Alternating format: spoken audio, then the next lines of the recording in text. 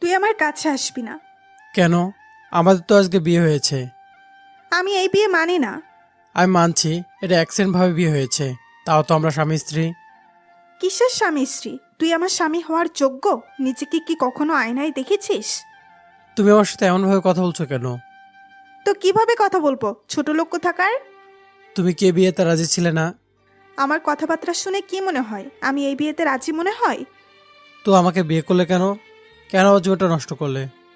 কে তোকে বিয়ে করতে রাজি ছিল? হ্যাঁ, আমার আব্বুর সম্মান বাঁচাতে আমি এই বিয়ে করেছি। তোমার আব্বুর সম্মান বাঁচাতে গিয়ে আমার জীবনটা নষ্ট করলে কেন? কি দোষ করেছিলাম আমি? তোর কোনো দোষ নেই, সব দোষ কপালের, যে আমার বয়ফ্রেন্ড ঠিক সময়ে আমাকে নিয়ে যেতে পারে নাই। তোমার বয়ফ্রেন্ড মানে? আমার বয়ফ্রেন্ড শাকিল আমাকে নিতে ঠিক সময়ে আসে নাই। আমি কিছু বুঝতে পারছি না তোমার কথা। আমাকে একটু সব পরিষ্কার করে বলবে? ঠিক আছে তাহলে শোন, আমি শাকিলকে ভালোবাসি, কিন্তু আব্বুকে এই কথা বলার পরে আব্বু শাকিলকে খারাপ ছেলে বলে মানা করে দেয় এবং আমার বিয়ে আরেকজনের সাথে ঠিক করে দেয়। তো এই কথা শাকিলকে বলার পরে শাকিল ওই ছেলেটার সাথে আমার বিয়ে ভেঙে দেয়। এটা শুনে অনেক খুশি হয়েছিলাম, কিন্তু শেষ পর্যন্ত আব্বু তোর সাথে আমার বিয়ে ঠিক করে। আমি এই কথা শাকিলকে বলার অনেক চেষ্টা করছিলাম, কিন্তু ফোনে তাকে পাই নাই, তাই পালাতেও পারি নাই এবং শেষ পর্যন্ত কোনো উপায় না পেয়ে তোকে বিয়ে করতে রাজি হই। এখানে আসার পরে শাকিলকে আমি ফোনে পাই। আমি সব কথা শাকিলকে খুলে বলি এবং শাকিল বলল যে কোনো সমস্যা নেই, আমি যদি তোকে ডিভোর্স দিতে পারি তাহলে শাকিল আমাকে বিয়ে করতে রাজি আছে। ডিভোর্স? ডিভোর্স। তুই তো এমন রিয়্যাক্ট করছিস যেন আমি তোর থেকে তোর জান কেড়ে নিচ্ছি। মনে মনে বলতেছি, একজন বিবাহিত ছেলের কাছে তার বউ তার চেয়ে কোনো দিক দিয়ে কম না। না মানে তা না, কিন্তু কোনো কিন্তু না, তোর সাথে আমি এক মুহূর্তে থাকতে পারবো না আর। আমাদের ডিভোর্স হলে আমার চেয়ে ভালো একটা মেয়ে দেখে বিয়ে করে নিস। আমাদের তো বিয়ে হয়ে গেছে, তাই তোমার অতীত ওই ভালোবাসাকে ভোলা যায় না? আমরা আবার নতুন করে জীবন শুরু করব। আমি শাকিলকে ভালোবাসি, আর তাই আমি ওর সাথেই জীবন গড়ব। আর যদি তুই জোর করে আমার উপর স্বামীর অধিকার ফলাতে আসিস তাহলে এর ফল ভালো হবে না। আমি এতটাও নিস না যে আমি কারো কাছ থেকে জোর করে ভালোবাসা কেড়ে নিব। জানি জানি, বেশি জ্ঞান দিতে আসিস না। আর কালকে তুই উকিলের সাথে কথা বলবি নাকি আমি বলবো? তোমাকে যেতে হবে না, আমি কথা বলবো। ঠিক আছে। আর একটা কথা, তুই আমাকে আপনি করে কথা বলবি। কিন্তু আমি চাই না আমাদের মধ্যে যে কথাবার্তা হয়েছে সে কথা আমার বাবা মা আর আমার বোন জানুক। কেন? জানলে সমস্যা কি? আর ডিভোর্সের পরে এমনি জানতে পারবে তখন। ওই সময় আমি সামলে নিব, কিন্তু আমাদের মধ্যে এই কথাবার্তা বাইরে কেউ যেন জানতে না পারে। তাই আমি সবার সামনে তুমি করে বলবো, আর তুমিও রাজি থাকলে বলো। ঠিক আছে, আমি রাজি। আর এখন থেকে তুই নিচে ঘুমাবি। কেন? আমার রুম আর আমি নিচে ঘুমাবো? চুপ, আমি বুঝি না নাকি? আমি ঘুমাবো আর তুই আমার সাথে যদি কিছু উল্টাপাল্টা করে বসিস তার বেলায়? আমি কিছু করব না, যাও। না, তোর প্রতি কোনো বিশ্বাস নেই। তুই নিচে ঘুমাবি নাকি আমি লোক ডেকে তোর নামে মিথ্যা অভিযোগ দেব? না না, আমি নিচে ঘুমাবো। ঠিক আছে, শুভরাত্রি। রুহি ঘুমিয়ে পড়ল। এবার আমি আমার পরিচয় দেই। আমার নাম নাহিদ হাসান শান্ত। আমরা বাবা মায়ের দুইটা সন্তান, একটা আমি আর একটা আমার বোন রিয়া। আমি এবার অনার্স শেষ বর্ষের ছাত্র, আর আমার বোন ক্লাস 10-এ। এবার এসএসসি পরীক্ষা দিবে।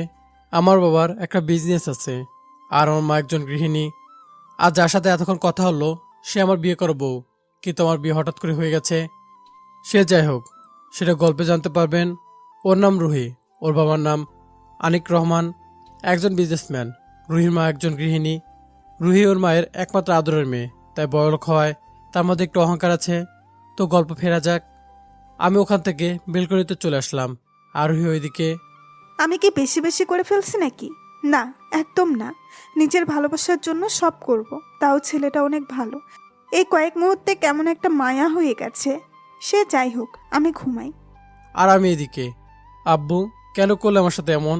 আজ যদি তোমার কথায় রুহিকে বিয়ে না করতাম তাহলে এই সমস্যা পড়তাম না। এইসব ভাবছি আর চোখের পানি ফেলছি। একজন বিবাহিত ছেলের বাসর নিয়ে অনেক স্বপ্ন থাকে, আর আমার বেলায় আমার বাসর রাতে কিনা আমার বউ আমার কাছে ডিভোর্স চাচ্ছে। আপনারা এতক্ষণ যা শুনলেন তা বুঝতে হলে ফ্ল্যাশব্যাক থেকে ঘুরে আসতে হবে। ফ্ল্যাশব্যাক। আজ আমি আমার বন্ধুর সাথে বাইরে, তখন ফোনে একটা ফোন আসলো। সেটা আম্মুর। হ্যালো। এই হারামজাদা, কই তুই? এই তো বন্ধুদের সাথে আছি। কেন? আমি তোকে আজ সকালে কি বলেছিলাম? কি বলছিল আল্লাহ জানে, মনে মনে বললাম। আর সকালে আমি বাইরে যাব তখন। শান্ত, আজ আমার ছোটবেলার বান্ধবীর মেয়ের বিয়ে, তাই আমরা তাদের বাসায় যাব, তাড়াতাড়ি চলে আসিস। আচ্ছা ঠিক আছে। কিরে চুপ কেন, মনে নেই তাই তো? হ্যাঁ মনে পড়েছে। তো তোমরা যাও, আমি যাব না। তোকে সাথে নিয়ে যেতে বলেছে। আম্মু আমি যেতে পারবো না, আমার এখন কাজ আছে। আমি কিচ্ছু শুনতে চাই না, এক্ষুনি তুই বাসায় আসবি, ব্যাস রাখলাম। হ্যালো আম্মু। আম্মু, যা ফোনটা কেটে দিল। এই আমি গেলাম, আমাকে আম্মু বাসায় ডেকেছে। কেন? এই তো আসলি, এখনই চলে যাবি? আরে আম্মুর কোনো বান্ধবীর মেয়ের বিয়ে, তাই সেখানে যেতে হবে। আরে বিয়ে তো তোর না, গেলে সমস্যা হবে না, আন্টিকে মানা করে দে। আরে আমিও তো আম্মুকে তাই বললাম, কিন্তু শুনলো না। আচ্ছা যা তাহলে। Okay bye. আমি বাসায় চলে আসলাম, এসেই ওগো দেখো, তোমার গুণধর ছেলে এসেছে। তা বাপ কি কাজ করে আসলে? তোমার বৌমাকে সময় দিতে গিয়েছিলাম, তাই তো লেট হয়ে গেছি। আব্বুর সাথে একদম ফ্রি আমি। চুপ হারামজাদা, বাপের সাথে কিভাবে কথা বলতে হয় ভুলে গেছো? এর মধ্যে আম্মু চলে এলো। কখন থেকে তোর জন্য অপেক্ষা করছি, আর তুই এখন এলি? আরে মুখের ভাষা ও বোঝে না, কয়েকটা দাও তারপর ঠিক হবে। তুই চুপ কর, খালি ঝামেলা বাড়ায়। তোকে মারা উচিত, তোকে আম্মু কুড়িয়ে এনেছিল, আবার বেশি কথা বলিস। আপু, আমাকে তো তোমরা কুড়িয়ে এনেছো? না, আমার মাকে আমি করিয়ে আনতে পারি। তুমি আমাদের আদরের একমাত্র মেয়ে। আব্বু তোকে সান্ত্বনা দিচ্ছে। শান্ত, ধমক দাও কেন? কয়েকটা মার দাও, দেখো সোজা হয়ে যাবে। আম্মু আমি কিন্তু ওকে এবার মারবো বলে দিলাম। আর আমি তোকে মারবো, খবরদার আমার মেয়েকে মারবি না। আরে আমার কপাল, কেউ আমাকে ভালোবাসে না। এই হাসলে তো দাঁত ভেঙে দেব। আম্মু, অনেক হয়েছে শান্ত, চল তাড়াতাড়ি, এমনি অনেক দেরি হয়ে গেছে। আমি কি এভাবে যাব নাকি? কেন, ভালোই তো লাগছে, একদম হিরো আলমের ছোট ভাই। তাহলে আমি যাবই না, তোমরা যাও। এই তুমিও না? না, আমার ছেলেকে এই ড্রেসেই হিরো হিরো লাগছে। সত্যি তো? না হলে ড্রেস পাল্টে আসি। এমন ভাব নিচ্ছ মনে হচ্ছে ওর বিয়ের জন্য বউ আনতে যাচ্ছি। আম্মু এই অনেক হয়েছে, এবার চলো সবাই। আমি চলে আসলাম আমার বান্ধবীর বাসায় এসে। বাপ্পা, আম্মু খুব সুন্দর করে সাজিয়েছে তো। এত খুশি হোস না, তোর বিয়েতে এসব কিছুই পাবি না। আম্মু, এই তোরা কি কোনো জায়গায় শান্ত থাকিস না নাকি? তোমার ছেলেকে বোঝাও, নাম তো রেখেছো শান্ত, কিন্তু নামের সঙ্গে আচার আচরণের কোনো মিল নেই। এই চুপ, অনেক হয়েছে, চল ভিতরে চল। ভেতরে যেতেই আম্মুকে একটা মহিলা জড়িয়ে ধরলো। এটা আম্মুর বান্ধবী হবে হয়তো। কিরে, তোর আসতে কোনো সমস্যা হয় নাই তো? না হয় নাই। তো বল কেমন আছিস? তোকে তো সেই আমার বিয়েতে দেখেছি, আর দেখাই করিস নাই। আমি ভালো আছি, আর সংসারের কাজে কোথাও যেতে পারি না, তাই তোর সাথে দেখা করতে পারি নাই, সরি রে। আচ্ছা, এবার মাফ করলাম, এরপর যেন এমনটা না ঘটে। একদম। তো কেমন আছেন দুলা ভাই? এই তো আলহামদুলিল্লাহ ভালো, আপনি? আলহামদুলিল্লাহ। তো এরাই কি শান্ত আর রিয়া? হুম শান্ত তো দেখছি অনেক বড় হয়ে গেছে আর সুন্দর হয়েছে, আর রিয়া একদম পরী। দেখতে হবে না কার সন্তান? আমি মনে হয় কেউ না। না কেউ না। হয়েছে, এবার তোরা রুমে যা, একটু রেস্ট নে। এর মধ্যে আমি, আন্টি আমি কি বাসাটা ঘুরে দেখতে পারি? আরে বাবা, এতে আবার জিজ্ঞেস করার কি আছে, যাও ঘুরে দেখো। আমি বাসাটা ঘুরে দেখতে লাগলাম, আর আব্বা আম্মু রুমে চলে গেল। আমি চারিদিকে ঘুরছি, তখন একটা কিছু দেখে আমার চোখ আটকে গেল। আরে ভাই, আমার চোখ একটা সুন্দরী পরীকে দেখে আটকে গেছে। মনে হচ্ছে জান্নাত থেকে নেমে আসা কোনো পরী। আমি মেয়েটিকে দেখছি, আর তখন মনে হলো কে আমাকে ধাক্কা দিচ্ছে। এটার কেউ না, আমার বোন রিয়া। এই এখানে কি করছিস? চল, আম্মু ডাকছে। তুই যা, আমি আসতেছি। রিয়া চলে গেল। আমি আবার মেয়েটার দিকে তাকালাম, কিন্তু মেয়েটা নেই। কিরে, কোথায় গেল? এখানে তো ছিল। সব হয়েছে রিয়ার জন্য, সব সময় ভুল সময় আসবে, মনে মনে বলছি কথাগুলো। তারপর আমি আম্মুর রুমে যাব, কিন্তু রুমটা খুঁজে পাচ্ছি না। তা আম্মুকে ফোন দিলাম। হ্যালো আম্মু। কিরে কই তুই? আর আম্মু, আমি ওই রুমটা খুঁজে পাচ্ছি না। তোর দ্বারা কিচ্ছু হবে না, তুই এখন কোথায়? আমি নিচে, মানে দরজার কাছে আছি। আমরা উপরে 3 নম্বর রুমে আছি, চলে আয়। আসতেছি। আমি রুমে গেলাম, গিয়ে দেখি ওই পরীটা আমার সাথে কথা বলতেছে। আমি দেখে তো মহা খুশি। আমি ভাবতে লাগলাম কিভাবে এই পরীটাকে নিজে করা যায়। আমি ভাবছি, তখন আমার বোন, এই এখানে দাঁড়িয়ে আছিস কেন? ও, আমার থেকে অনুমতি লাগবে? ঠিক আছে, আমি তোকে অনুমতি দিলাম। এবার চল, আয়। ওই ফকিন্নি, আমার এত খারাপ দিন আসেনি যে রুমে ঢুকতে তোর অনুমতি লাগবে। কুত্তা, তুই ফকিনি, তোর বাপ ফকিনি। আব্বু, তোর মেয়ে তোমাকে ফকিন্নি বলেছে। না আব্বু, ওই আমি কখন আব্বুকে ফকিনি বললাম? এই তোরা থামবি? একজনের বাসায় এসে এইভাবে ঝগড়া করছিস। আমি কি করলাম? সব ওর দোষ। নিজে তো ফেরেস্তা। ওই ওই কি বললি? আমি কিছু বলি নাই। রিয়ামা, তুমি আমার কাছে আসো, এখানে এসে বসো। আসি, তোকে পরে দেখে নিব। যা, হাওয়া আসতে দে। রিয়া চলে গেল। ওই মেয়েটা কখন চলে গেছে বুঝতে পারিনি। আম্মু, তোমার পাশে যে মেয়েটা বসেছিল সে কে? ও, বলতেই ভুলে গেছি, ওর নাম রুহি, আর ও আমার বান্ধবীর মেয়ে, আর আজকে ওর বিয়ে। কি? কেন, কি হলো? কি আর হবে আম্মু, প্রেম করার আগে ছ্যাঁকা খেয়ে গেলাম। দূর, ভাল লাগে না। মনে মনে কথাটা বললাম। কি হলো, কথা বলিস না কেন? না আম্মু, কিছু না। আমার তখন থেকে মনটা খারাপ হয়ে গেল। আবার পরে ভাবলাম, না, ছ্যাঁকা খাওয়া যাবে না, আবার চেষ্টা করব। তো বিয়ে সব আয়োজন শেষ হলো। এবার বর আসা অপেক্ষা, কিন্তু বর আসছে না। তাই বাড়ির সবাই খুব চিন্তায় পড়ে যায়।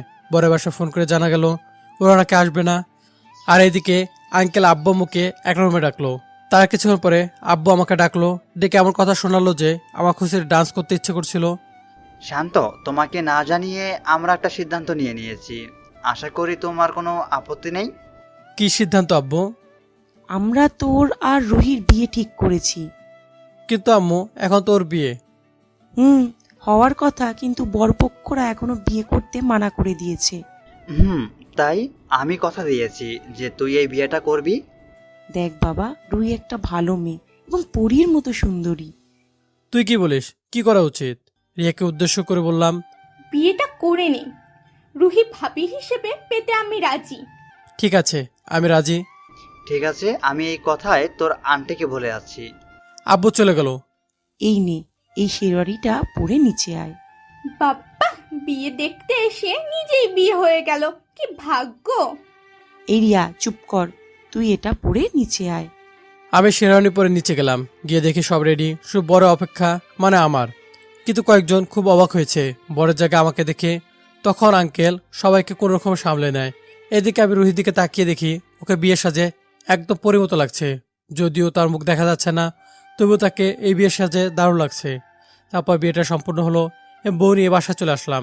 এসে আম্মু তো আমাকে ভুলেই গেছে নতুন বউ পেয়ে। তাই আমি আব্বুর কাছে গেলাম। আব্বু, আমি কি তোমার আপন ছেলে না? এই আবার কেমন কথা? তুই আমার নিজের ছেলে, তোর শরীরে আমার রক্ত রয়েছে। তাহলে বাড়ির সবাই আমাকে বাদ দিয়ে নতুন বউ পেয়ে এত খাতির করছে কেন?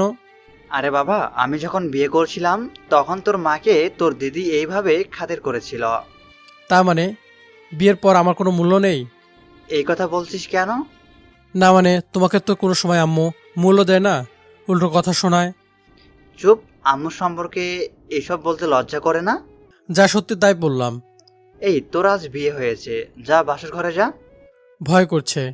এই, তুই তো দেখছি আমার নামে বদনাম করবি। এর মধ্যে রিয়া আর আম্মু আসলো আব্বুর রুমে। এই, তুই এখানে কেন? যা বাসর ঘরে যা। যা, ভাবি অপেক্ষা করছে। আমি কি করব? আব্বু তো যেতে দিচ্ছে না, বলছে পরে যেতে। এই, তুমি ছেলেটাকে তোমার মতো বানাবে নাকি?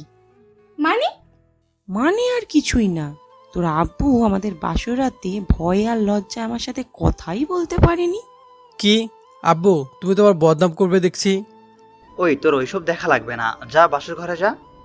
আমি বাসঘরে চলে আসলাম। এসে যা হলো তা প্রথম পর্বে শুনলেন। এই ছিল আমার ফ্ল্যাশব্যাক। এখন বারান্দায় দাঁড়িয়ে আছি আর ভাবতেছি, আমি তোমাকে আমার ভালোবাসা দিয়ে নিজে করে নিব রুহি। মনে মনে কথাটা বললাম। তারপর আমি রুমে গিয়ে সোফাতে ঘুমিয়ে গেলাম। সকালে ঘুম ভাঙলো একটা পরিটাকে।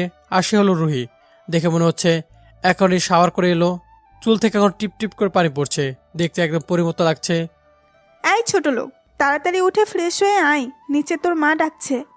রুহির এই কথা শুনে অনেক খারাপ লাগলো, তাও নিজেকে সামলিয়ে, আমার নাম নাহিদ হাসান শান্ত, ছোট লোক না। হুম, সে যাই হোক, যা ফ্রেশ হয়ে আয়। আমি আর কোনো কথা না বলে ফ্রেশ হতে গেলাম। ফ্রেশ হয়ে এসে দেখি রুহি আয়নার সামনে বসে সাজতেছে। এটা দেখে কোনো বিবাহিত পুরুষ কন্ট্রোল করতে পারবে না, তেমনি আমিও পারিনি। আমি রুহিকে আলতো করে পিছন থেকে জড়িয়ে ধরলাম। জোর করে রুহি আমার থেকে নিজেকে ছাড়িয়ে ঠাস করে একটা থাপ্পড় মেরে দিল। এই ছোট লোক, তোর সাহস হয় কিভাবে আমাকে জড়িয়ে ধরার? কেন?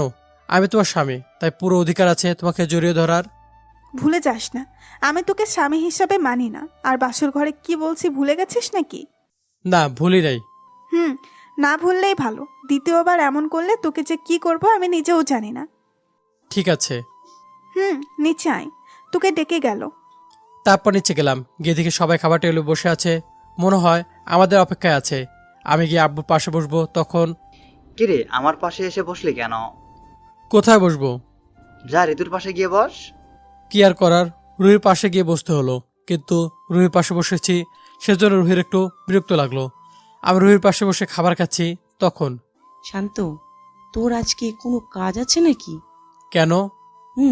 ভালো, তাহলে তুই খাবার খেয়ে রুহিকে নিয়ে ওর বাসায় যাবি।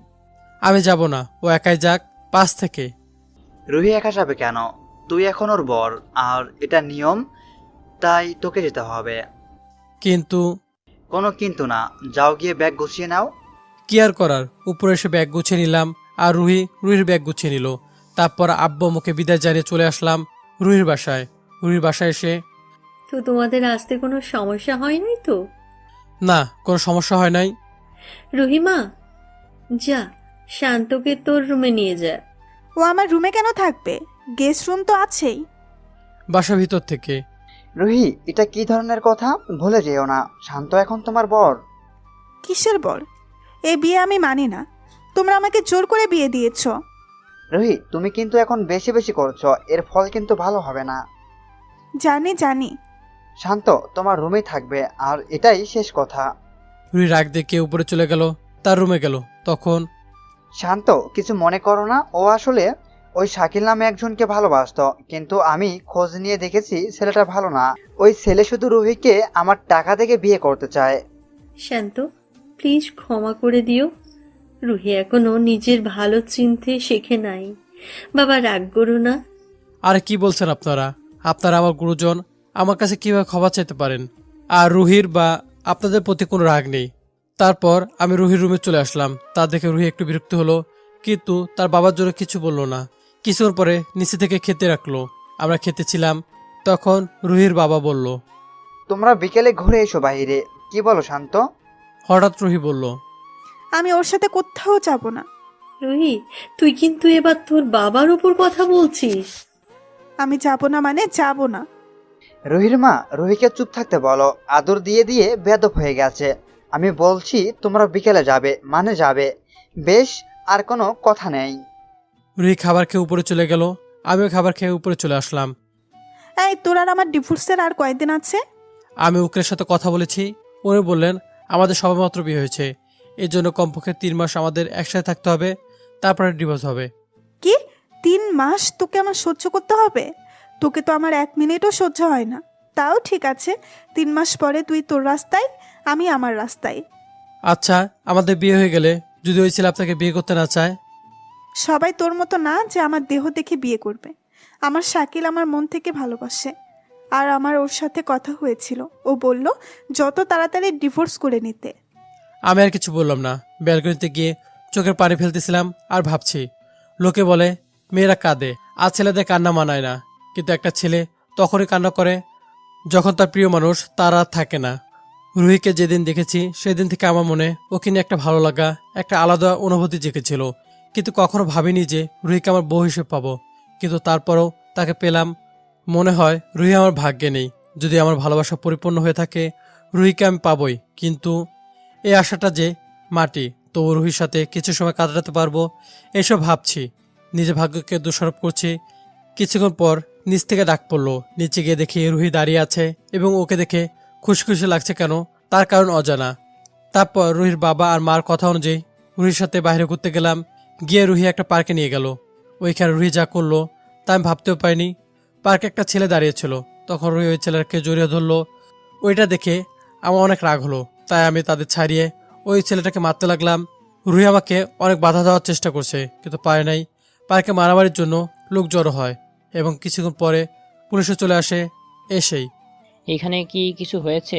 আর আমাদের একজন ফোন করে এখানে ডেকে নিয়ে আসলো, কে সে? হঠাৎ রুহি বলল, আমি ফোন করেছি স্যার, এখানে এই লোকটা আমাকে উদ্দেশ্য করে। আমার সাথে খারাপ আচরণ করছিল এবং আমাকে বাজে বাজে কথা বলছিল। তা দেখে যখন আমার স্বামী ওকে আটকাতে যায়, তখন এই লোক আমার স্বামীর সাথে মারামারি করে। রুহি, এসব কি বলছো? ওই ছেলেটাকে স্বামী বলছো কেন?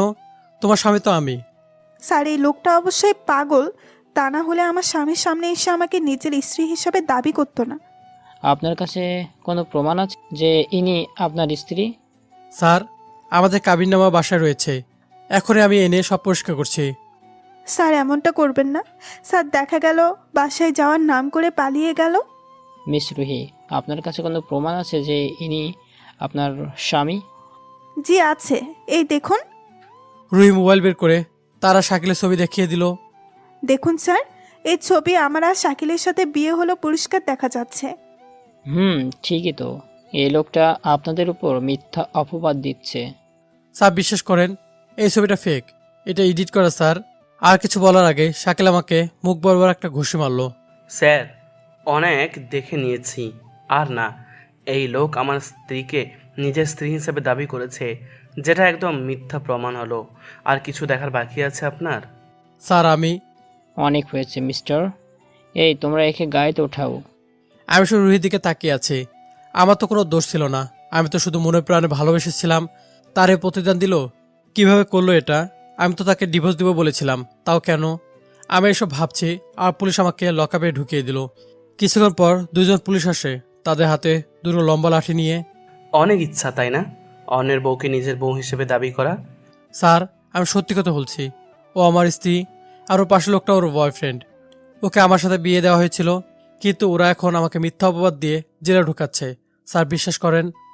এর কথা কিছু হবে না, একে মার, যতক্ষণ না সত্যি বলছে। তারপর পুলিশ আমাকে অনেক মারলো। আমি তাদের কাছে কত মিনতি করলাম, কিন্তু তারা আমার কোনো কথা বিশ্বাস করলো না। এত মেরেছে যে আমি উঠে দাঁড়াতে পারছি না। দুজন পুলিশ বাইরে গেল এবং লকআপের বাইরে থেকে কথাবার্তাগুলো শোনা যাচ্ছিল। স্যার, কি করব? ওকে এত মারলাম, তাও একই কথা বলছে। ঠিক আছে, ওকে ছেড়ে দে, এমনি অনেক মার খেয়েছে। কিন্তু স্যার, তারা যদি আবার মামলা করে এর উপর, তখন? যখন করবে তখন দেখা যাবে, এখন ওকে ছেড়ে দে। Okay sir. কিছুক্ষণ পরে আমাকে ছেড়ে দিল। আমার কাছে কিছু টাকা ছিল, তা দিয়ে কোনো রকম বাসা চলে আসলাম। দরজা খুলে দিল রুহি। তখন ভিতর থেকে, কে এসেছে রুহি? আপনার ছেলে, মা। ওকে চলে যেতে বলে দাও, আমি ওর চেহারা দেখতে চাই না। এই কথা শোনার পরে আমি রুহিকে পাশ কাটিয়ে সোজা ভিতরে গেলাম। গিয়ে, মা, এসব কি বলছো তুমি? আমার কথা শুনে আব্বু আর রিয়া চলে আসলো। এসেই, একে কে ভেতরে আসতে দিল? এসব কি বলতেছো আব্বু? তুমি তোমার ছেলেকে বাসায় আসতে দিবে না? ছেলে? কে ছেলে? আমার কোনো ছেলে নাই, আমার শুধু একটা মেয়ে আছে, আর কেউ নাই। তখন আমি আম্মুর কাছে গেলাম। মা দেখো, আব্বু এসব কি বলছে। আমাকে আর কিছু বলার আগে ঠাস ঠাস করে 2টা থাপ্পড় মেরে দিল। তোর এই নোংরা মুখ দিয়ে আমাকে মা বলে ডাকবি না। তুমি আমাকে মারলে? হ্যাঁ মারলাম, তোর মতো চরিত্রহীন ছেলেকে তো আমি নিজের হাতে খুন করলেও শান্তি পাবো না। কিন্তু আমি কি করেছি এটা তো আগে বলবে। আমি বলছি যে তুমি কি করেছো। মা, ওই মেয়ের কথা বিশ্বাস করো না। ওই মেয়ে আমাকে মিথ্যা অপবাদ দিয়ে জেলে ঢুকিয়েছে। ও একটা দুশ্চরিত্রা মেয়ে। দুশ্চরিত্রাও নাকি? তুই যে নিজের স্ত্রী অন্য একজন লোকের কাছে বিক্রি করতে পারে, সে চরিত্রহীন হবে না তো কি? মা এসব কি বলছো? আমি এসব কিছু করিনি, উল্টো। ব্যাস, অনেক হয়েছে। আমি আর এই লোকটার সাথে সংসার করতে পারবো না। আমি ডিভোর্স চাই। মা, রুহি এইসব শুধু ডিভোর্স পাওয়ার জন্য করেছে। তোমরা বিশ্বাস করো, ও আমাকে বাসর ঘরে ডিভোর্স দিতে বলেছিল, কিন্তু আমি দেই নাই, তাই এসব করেছে। বাবা আমাকে থাপ্পড় মেরে যা বললো তা শুনে আমি বাকরুদ্ধ হয়ে গেলাম। যে পুরুষ তার বউকে অন্য পুরুষের কাছে বিক্রয় করতে পারে, সে আমার ছেলে হতে পারে না। যা, বেরিয়ে যা আমার বাড়ি থেকে। এই বাড়িতে তোর কোনো জায়গা নেই। আমি বাবার এই কথা শুনে আকাশ থেকে বললাম, যে বাবা আজ পর্যন্ত আমাকে উঁচু গলায় কোনো কথা বলে নেই, আর সে কিনা একটা মেয়ের মিথ্যা অভিনয় দেখে তার ছেলেকে অবিশ্বাস করছে। তখন আম্মু, এইসব কি বলছো শান্ত? আমাদের একমাত্র ছেলে, আর তুমি তাকে বাড়ি থেকে বের করে দেবে? হ্যাঁ, আমি ওকে বের করে দেব। আজ থেকে মনে রাখবে, আমাদের শুধু একটাই সন্তান, আর সে হলো রিয়া। আর কোনো সন্তান নেই আমার। কিন্তু এত রাতেও কোথায় যাবে? বরং আজকে রাত থেকে নিয়ে থাকুক। না, ওর মতো ছেলের মুখ আমি দেখতে চাই না। ওকে বলো ওর সব জিনিসপত্র নিয়ে এখান থেকে চলে যেতে এক্ষুনি। আমি আর কোনো কথা শুনতে চাই না। আম্মু রিয়াকে নিয়ে ভিতরে চলে গেল। আমি ওখানে আর দাঁড়িয়ে না থাকতে পারে আমার রুমে চলে গেলাম। গিয়ে দেখি রুহি আমার সব জামা কাপড় ব্যাগে গুছিয়ে দিচ্ছে। আমি যে দরজার কাছে দাঁড়িয়ে আছি হয়তো তার খেয়াল করে নাই, তাই আমি একটু দরজা টোকা দিয়ে শব্দ করলাম। তখন থেকে রুহি আমাকে দেখে, ও তুই এসেছিস, তাহলে বল এখানে কোন শার্টটা প্যাক করব। নিশ্চুপ হয়ে দাঁড়িয়ে আছি। কি রে বল। আচ্ছা যা, তোকে বলা লাগবে না, আমি বরং দুইটাই প্যাক করে দেই। রুহি জামা কাপড় গোছাচ্ছে। তখন, কেন করলে এমন? আমি তোমাকে ডিভোর্স দিব বলেছিলাম, তাহলে কেন করলে আমার সাথে? তাহলে কেন আমার পরিবারের সামনে আমাকে এতটা নিচু করলে? ও, খুব খারাপ লাগছে তাই না? So sorry. আমি তোমার এসব কথা শুনতে চাই না। আমাকে বলো কেন করলে এমন? এই, কাকে ধমক দিস? আমি শুধু একটু অভিনয় করেই তোর এই অবস্থা করলাম। তাহলে ভাব আমি আর কি কি করতে পারি। আর কেন করলাম তার কারণ তুই আজ পার্কে শাকিলকে কেন মারলি। কেন? কেউ আমার বউকে জড়িয়ে ধরবে আর আমি চুপ থাকবো? বউ? কার বউ? আমি তো তোকে স্বামী হিসেবেই মানি না, তাহলে বউ কোথা থেকে আসে? আজ হয়তো কেউ আমাকে বা আমার কথা বিশ্বাস করছে না, কিন্তু এক সময় এই সব কিছু সবার সামনে আসবে। আর তুমি আমাকে ফিরে পাওয়ার জন্য কান্না করবে, কিন্তু আমাকে পারবে না। তোর জ্ঞান দেওয়া হয়ে থাকলে এখন যেতে পারিস। আর হ্যাঁ, এই কাগজে সাইন কর। এটা কিসের কাগজ? এটা কন্ট্রাক্ট পেপার। কিন্তু কিসের? আমার আর তোর ডিভোর্সের। আর এতে লেখা আছে 3 মাস পরে আমার আর তোর ডিভোর্স হয়ে যাবে। তো এখন সাইন কর। আমি সাইন করে আমার সব জিনিসপত্র বাসা থেকে নিয়ে চলে আসলাম। আর ভাবছি, যারা আমার একটু ব্যথা সহ্য করতে পারতো না, যারা আমাকে ছাড়া এক মুহূর্ত চলতে পারতো না, আজ তারা আমাকে মিথ্যা অপবাদ দিয়ে বাড়ি থেকে বের করে দিল। আমি এসব ভাবছি আর রাস্তা দিয়ে হেঁটে যাচ্ছি। আর ভাবতে ভাবতে কখন যে রাস্তায় চলে এসেছি আমি বুঝতে পারিনি। হঠাৎ আমার চোখে গাড়ির হেডলাইট থেকে আলো এসে পড়ল। তাই বামে তাকিয়ে দেখি একটা গাড়ি অনেক দ্রুত গতিতে আমার দিকে আসছে। আমি রাস্তা থেকে সরে যাব তারও সময় পেলাম না। তার আগেই গাড়িটা আমাকে ধাক্কা দিয়ে দিল আর আমি কয়েক মিটার দূরে গিয়ে পড়ি। তখন রাস্তায় বেশি মানুষ ছিল না, কিছু মানুষ ছিল। আর পুরো রাস্তা রক্তে ভরে গেছে। আর ওই সময় গাড়ি থেকে একটা বৃদ্ধ আর একটা মধ্যবয়সী মেয়ে বেরিয়ে আমার দিকে ছুটে আসে। আমি আর কিছু দেখার আগেই অজ্ঞান হয়ে যাই। আর যখন জ্ঞান ফিরে তখন দেখি একটা রুমে রয়েছি। আমি ভালো করে তাকিয়ে দেখি এই রুম মানে হাসপাতালে আছি, আর এটা একটু আধুনিক টাইপের। তখন একটা নার্স আসলো। How are you feeling now? Nurse, আমি এখানে কিভাবে আসলাম? I don't understand your language. Please use English language. Okay, how did I get here? যারা আপনাকে এখানে ভর্তি করেছে আমি তাদের কল করব এবং আপনি তাদের কাছ থেকে আপনার প্রশ্নের উত্তর জানতে পারবেন। Please ask them to come now. Sure. Nurse চলে গেল। আর কিছুক্ষণ পরে 40 বা 45 বছরের একটা লোক ভিতরে আসলো। এসেই, তো কেমন লাগছে এখন তোমার? জি আলহামদুলিল্লাহ, কিন্তু আমি এখানে কিভাবে আসলাম? তুমি এখানে বিগত 5 বছর ধরে রয়েছো। কি 5 বছর ধরে আমি অজ্ঞান অবস্থায় এখানে আছি? আমার বাবা মা, আমার ছোট বোন, আমার পরিবার কোথায়? আমার জীবন থেকে 5টি বছর চলে গেল, আর আমি এখানে আসলাম কিভাবে? আমি তো রাস্তায় ছিলাম, কিছুই ভাবতে পারছি না, মাথা ব্যথা করছে। তারপর আমি আবার অজ্ঞান হয়ে যাই। তার কিছুক্ষণ পরে আবার জ্ঞান ফেরে। আমি তাকিয়ে দেখি ওই আঙ্কেল আমার বাম পাশে, আর ডান পাশে আমার সমবয়সী একটা মেয়ে। আমার ডান পাশে একটা ডাক্তার রয়েছে। তখন, The patient's head was too much. Now it's fine. You can talk. Then I will go now. Thanks doctor. No need to thank. It's my duty. Doctor চলে গেল। তখন, এখন শরীর ঠিক আছে? জি। আমি জানি তোমার মনে অনেক প্রশ্ন রয়েছে। তুমি আগে পুরোপুরি সুস্থ হয়ে যাও, তারপর সব প্রশ্নের উত্তর পেয়ে যাবে। প্লিজ এখন বলুন, আমার জানা অনেক দরকার। Please uncle. সরি, তুমি সুস্থ হও, তাহলেই সব বলবো। আমি তোমার রিলিজ করে দিব তা জেনে আছি। ততক্ষণে তুমি মারিয়ার সাথে কথা বলো, ঠিক আছে? আঙ্কেল চলে গেল। আমি চুপচাপ শুয়ে আছি। তখন মেয়েটি বলল, আপনি এত চিন্তা করেন না, আপনি খুব তাড়াতাড়ি সুস্থ হয়ে যাবেন। আমি সুস্থ হওয়ার জন্য চিন্তা করছি না, আমি আমার পরিবার নিয়ে চিন্তা করছি। এই 5 বছরে তারা কি অবস্থায় আছে, কেমন আছে, প্লিজ আমাকে বলেন আমি এখানে কিভাবে আসলাম। সরি বাবা, বললো শোনেন নাই। আপনি তো সুস্থ হলে আপনার সব প্রশ্নের উত্তর পাবেন, তার আগে না। আচ্ছা ঠিক আছে। আমি মারিয়া, আর আমার পাশে যিনি ছিলেন তিনি আমার বাবা। আর আমরা বাংলাদেশি, মানে আমরা বাঙালি। আর আপনার নাম কি? আমার নাম নাহিদ হাসান শান্ত। আপনার পরিবারে কে কে আছে? আমি, বাবা, মা আর পিচ্চি বোন রিয়া। আর আপনার? আমার পরিবার বলতে আমার বাবাই আছে। আমার মা আমাকে জন্ম দিতে গিয়েই না ফেরার পথে চলে গেছে। ও, আমি সরি, আসলে ও, তা ঠিক আছে, আমি কিছু মনে করি নাই। আমি আর মারিয়া কথা বলছি, তখন আঙ্কেল এসে, তুমি আজকে বাসায় যেতে পারবে, ডাক্তার তোমাকে রিলিজ দিয়েছে। আমি তো কিছু চিনি না, থাকবো কোথায়? কেন? আমাদের সাথে আমাদের বাসায় থাকবেন। কিন্তু কোনো কিন্তু না, মারিয়া ঠিক বলেছে, তুমি আমাদের সাথেই থাকবে। আচ্ছা ঠিক আছে, কি আর করার। আমাকে তারা হাসপাতাল থেকে বের করে গাড়ি করে তাদের বাসায় নিয়ে যাচ্ছেন।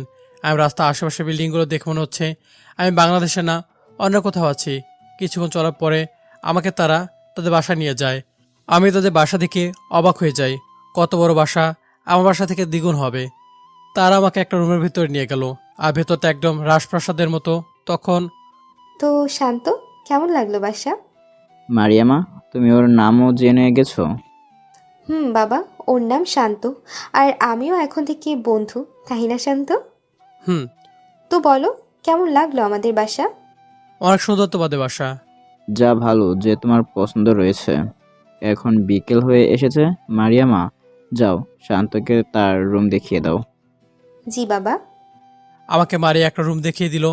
শান্ত, এটা তোমার রুম, পছন্দ হয়েছে? অনেক। তাহলে তুমি বিশ্রাম নাও, আর কোনো কিছু প্রয়োজন পড়লে আমাকে ডাক দিও, আমি তোমার পাশের রুমে আছি, ঠিক আছে? তো বাই। মারিয়া চলে গেল। আমি গিয়ে বিছানায় শুয়ে পড়লাম। আমি আমার পরিবারের কথাগুলো ভাবতে ভাবতে কখন যে ঘুমিয়ে পড়েছি বুঝতে পারিনি। ঘুমের মধ্যে আমার অনুভব হলো আমার গালে কেউ হাত রেখেছে, চুলে হাত বুলিয়েছে। আমি সাথে সাথে চোখ খুলে অবাক হয়ে গেলাম। আমি চোখ খুলে দেখি মারিয়া আমার মাথার পাশে বসে আমার মাথায় হাত বুলিয়েছে। আমার চোখ খুলতে দেখে সাথে সাথে আমার কাছ থেকে সরে গেল। আমি বিছানায় উঠে বসলাম। তখন কখন আসলে? এই তো কিছুক্ষণ আগে। তো এখন তোমার শরীর কেমন? এখন একটু সুস্থ বোধ করছি। ভালো, এখন নিচে চলো, আব্বু আমার খাবার নিয়ে অপেক্ষা করছে। তুমি যাও, আমি ফ্রেশ হয়ে আসতেছি। তাড়াতাড়ি এসো। মারিয়া চলে গেল। আমি ওয়াশরুমে গিয়ে ফ্রেশ হয়ে নিচে চলে আসলাম। গিয়ে দেখে আঙ্কেল খাবার সামনে নিয়ে বসে আছে। আর আঙ্কেল, আমার জন্য অপেক্ষা করতে গেলেন কেন? আপনি খেয়ে নিতেন, আমি না হয় পরে খেয়ে নিতাম। এই কি কথা, তুমি আমাদের অতিথি, তুমি না খেলে আমরা কিভাবে খাই? এসো বসো। আমি মারিয়ার সামনাসামনি হয়ে বসে পড়লাম। কিছুক্ষণ পরে দেখি মারিয়া তার চেয়ার থেকে উঠে এসে আমার পাশের চেয়ারে বসে পড়ল। আমি ওইদিকে নজর না দিয়ে খেতে লাগলাম। কিন্তু খাওয়া দাওয়ার সময় মারিয়া আমাকে এটা ওটা আমার প্লেটে দিচ্ছে। আমি আরও বেশি অবাক হচ্ছি। আঙ্কেল মারিয়াকে কিছু বলছে না। মারিয়ার পাগলামি আর চোখে দেখছে, যেটা আমার চোখ এড়ালো না। আর মুচকে হাসতেছে। কিছুক্ষণের মধ্যে খাওয়া দাওয়া শেষ হলো। আঙ্কেল হল রুমে বসে টিভি দেখছে। আর এদিকে মারিয়ার পাগলামি আমাকে হাজার কথা বলছে। আমি কি করছি, আমার পরিবার, আমি কোথায় থাকতাম, তারপর নিজে অনেক কিছু কথা বলে। কিন্তু হ্যাঁ, মেয়েটা খুব মিশুক প্রকৃতির। অনেক তাড়াতাড়ি আমার সাথে ওর ভাব জমে গেছে। আমি হঠাৎ বলে বসলাম, মারিয়া, এবার বলো আমি এখানে কিভাবে আসলাম, আর আমি এখন সুস্থ আছি। আমার কথা আঙ্কেল শুনে ফেলেছে। তখন এখন তোমার জানা দরকার, তাহলে শোনো। আমি বাংলাদেশে ব্যবসার কাজে গিয়েছিলাম, আর আমার সাথে মারিয়া বাংলাদেশ দেখতে গেছিল। আমি কাজ শেষ করে আমি আর মারিয়া গাড়ি করে বাসায় যাচ্ছি। তখন মারিয়া জেদ ধরলো সে নাকি গাড়ি চালাবে। আর আমি তার এই জেদের কারণে তাকে আমি গাড়ি চালাতে দিলাম।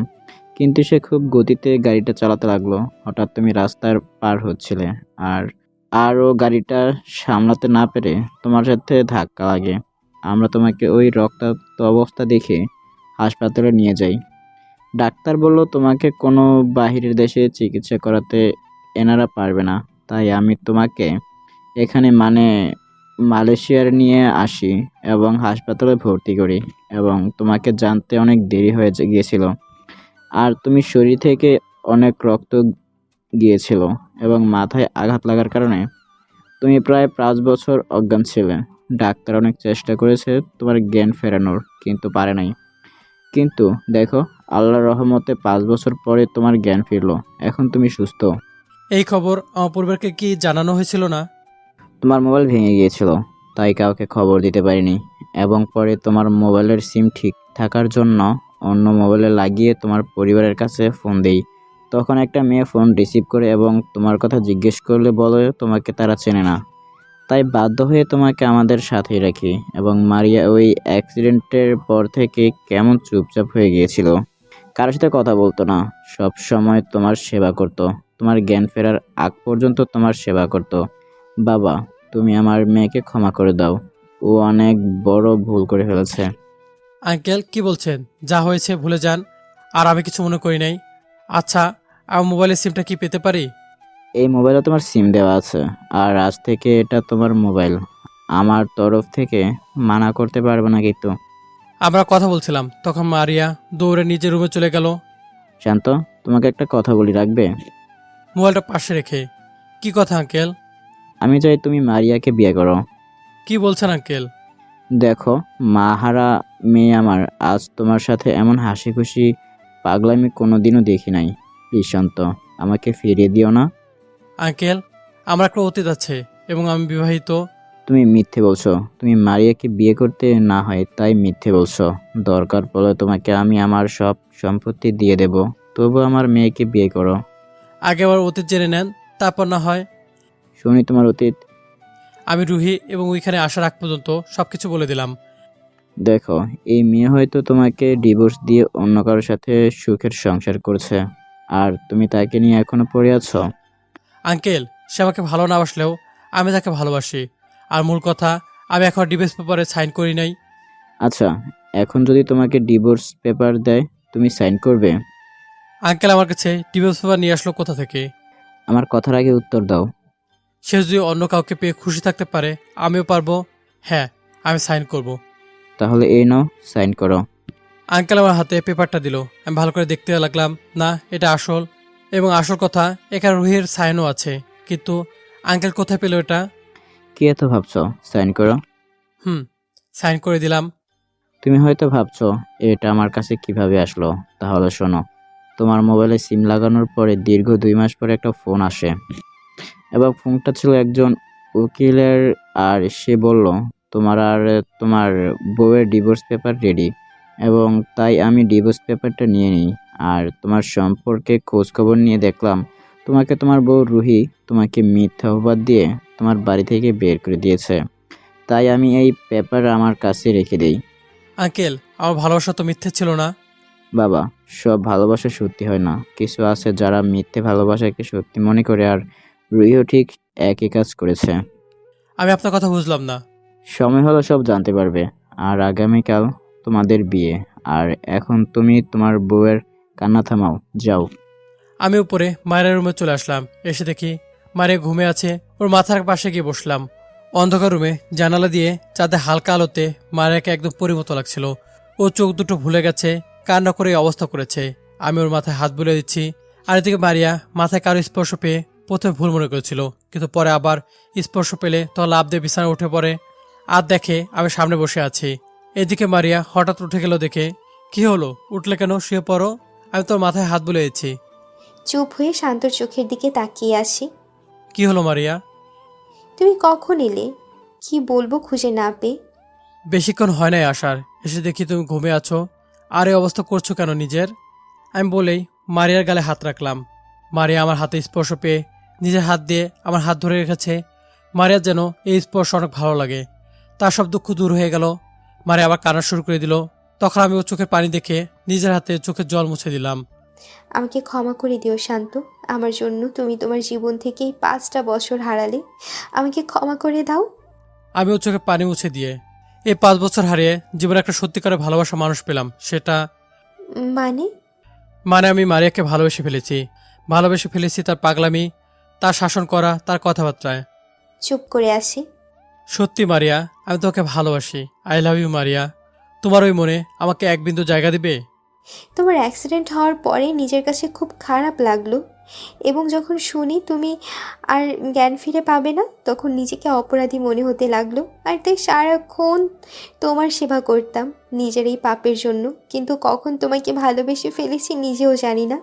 যখন শুনলাম তোমার জ্ঞান ফিরেছে, তখন মনে হচ্ছিল আবার জান ফিরে পেলাম। এবং এখন তুমিও আমাকে প্রপোজ করছো। আমি আজ অনেক খুশি, নিজের ভালোবাসার মানুষকে পেলাম। আমি আজ খুব খুশি। মারিয়া আমাকে জড়িয়ে ধরলো। তার আগে তোমাকে আমার অতীত সম্পর্কে জানাতে চাই। মারিয়া বুকে মুখ রেখে। আমি জানি সব বাবা অনেক আগেই বলেছে, আর আমার তোমার অতীত নিয়ে কোনো মাথা ব্যথা নেই। আমার শুধু তোমাকে পেলেই অনেক। এত ভালোবাসা আমাকে?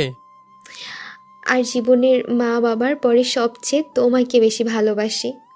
তোমার ওই ভালোবাসা যদি রুহির মতো মিথ্যে ভালোবাসা হয় তখন? আমার থেকে তোমার ভালোবাসা আলাদা করতে হলে আমার জীবন নিয়ে নিতে হবে। আর আমি তোমাকে সত্যি ভালোবাসি, মিথ্যা না। তোমার জন্য একটা সারপ্রাইজ আছে।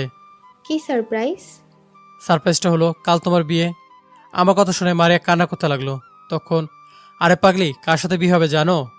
না, আর জানতেও চাই না। আমি শুধু তোমাকে বিয়ে করব, আর কাউকেই না।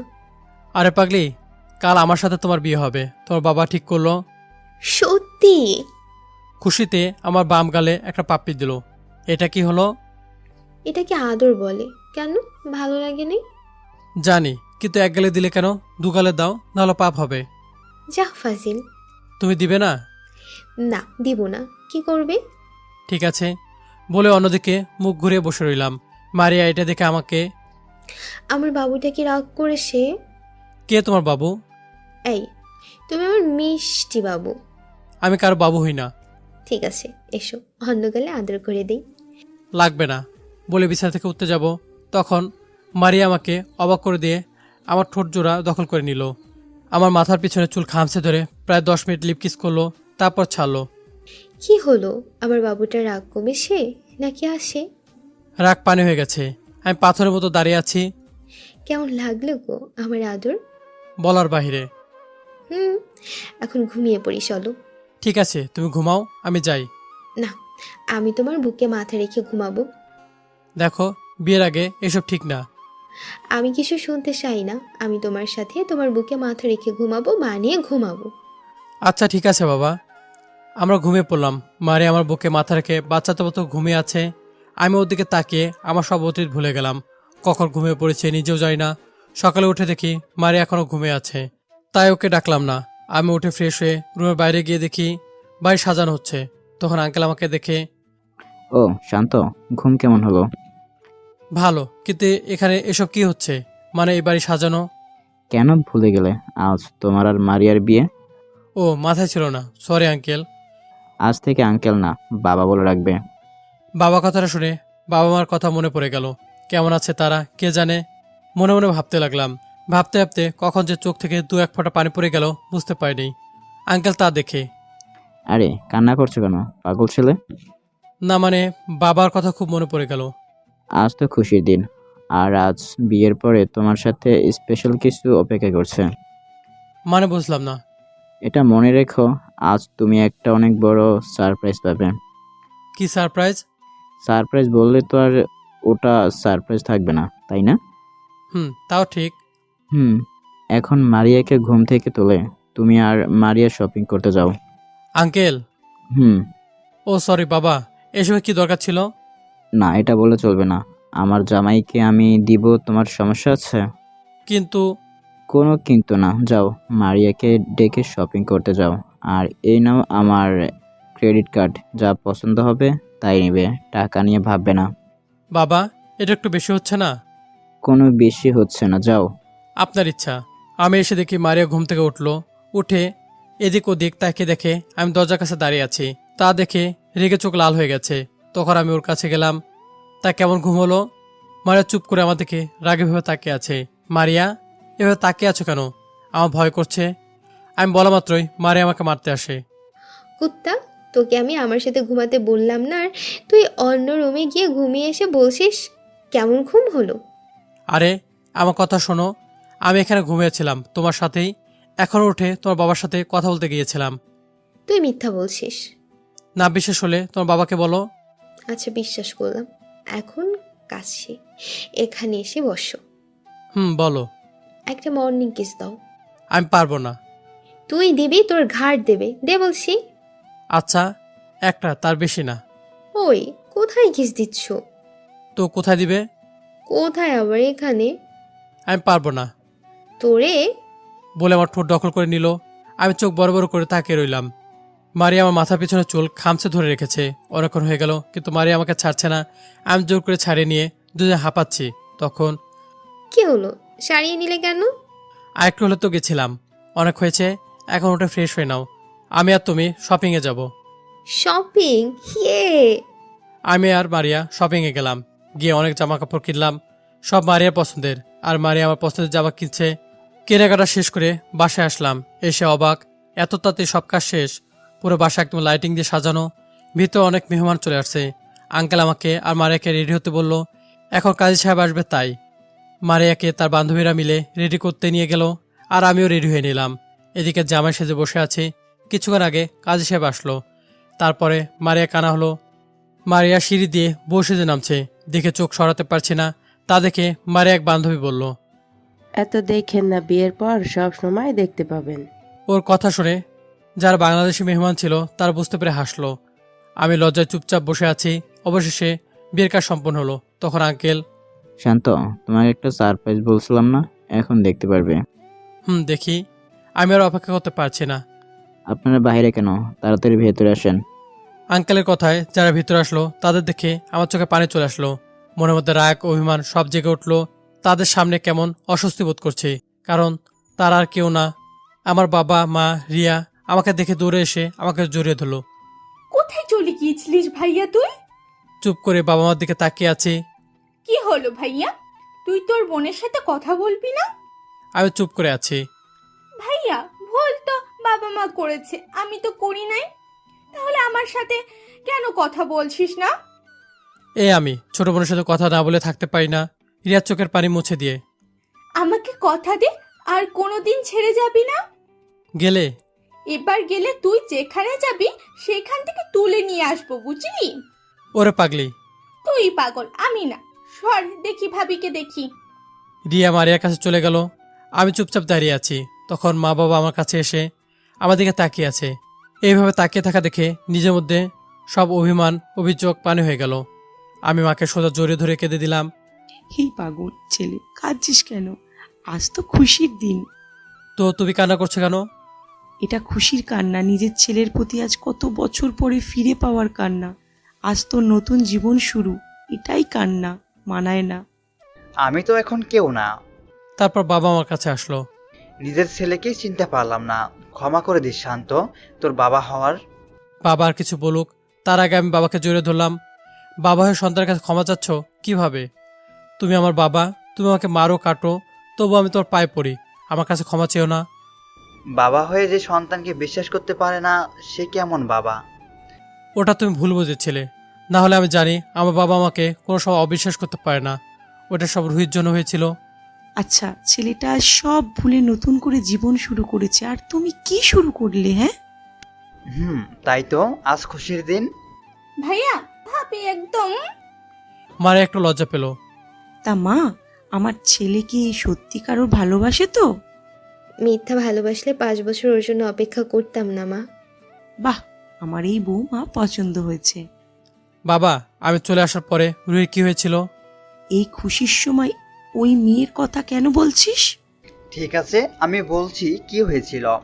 তুই চলে যাওয়ার কয়েকদিনেই সব ঠিকঠাক ছিল, কিন্তু একদিন আমি রুহি আর ওর বয়ফ্রেন্ডের কথা শুনি যে তারা কিভাবে তোকে বাড়ি থেকে বের করে দিয়েছিল, এবং পরে আমি খোঁজ নিয়ে দেখি আসল দোষী রুহি ছিল, এবং রোহিত তোর আর ওর ডিভোর্সের পেপারও বানিয়ে নিয়েছিল।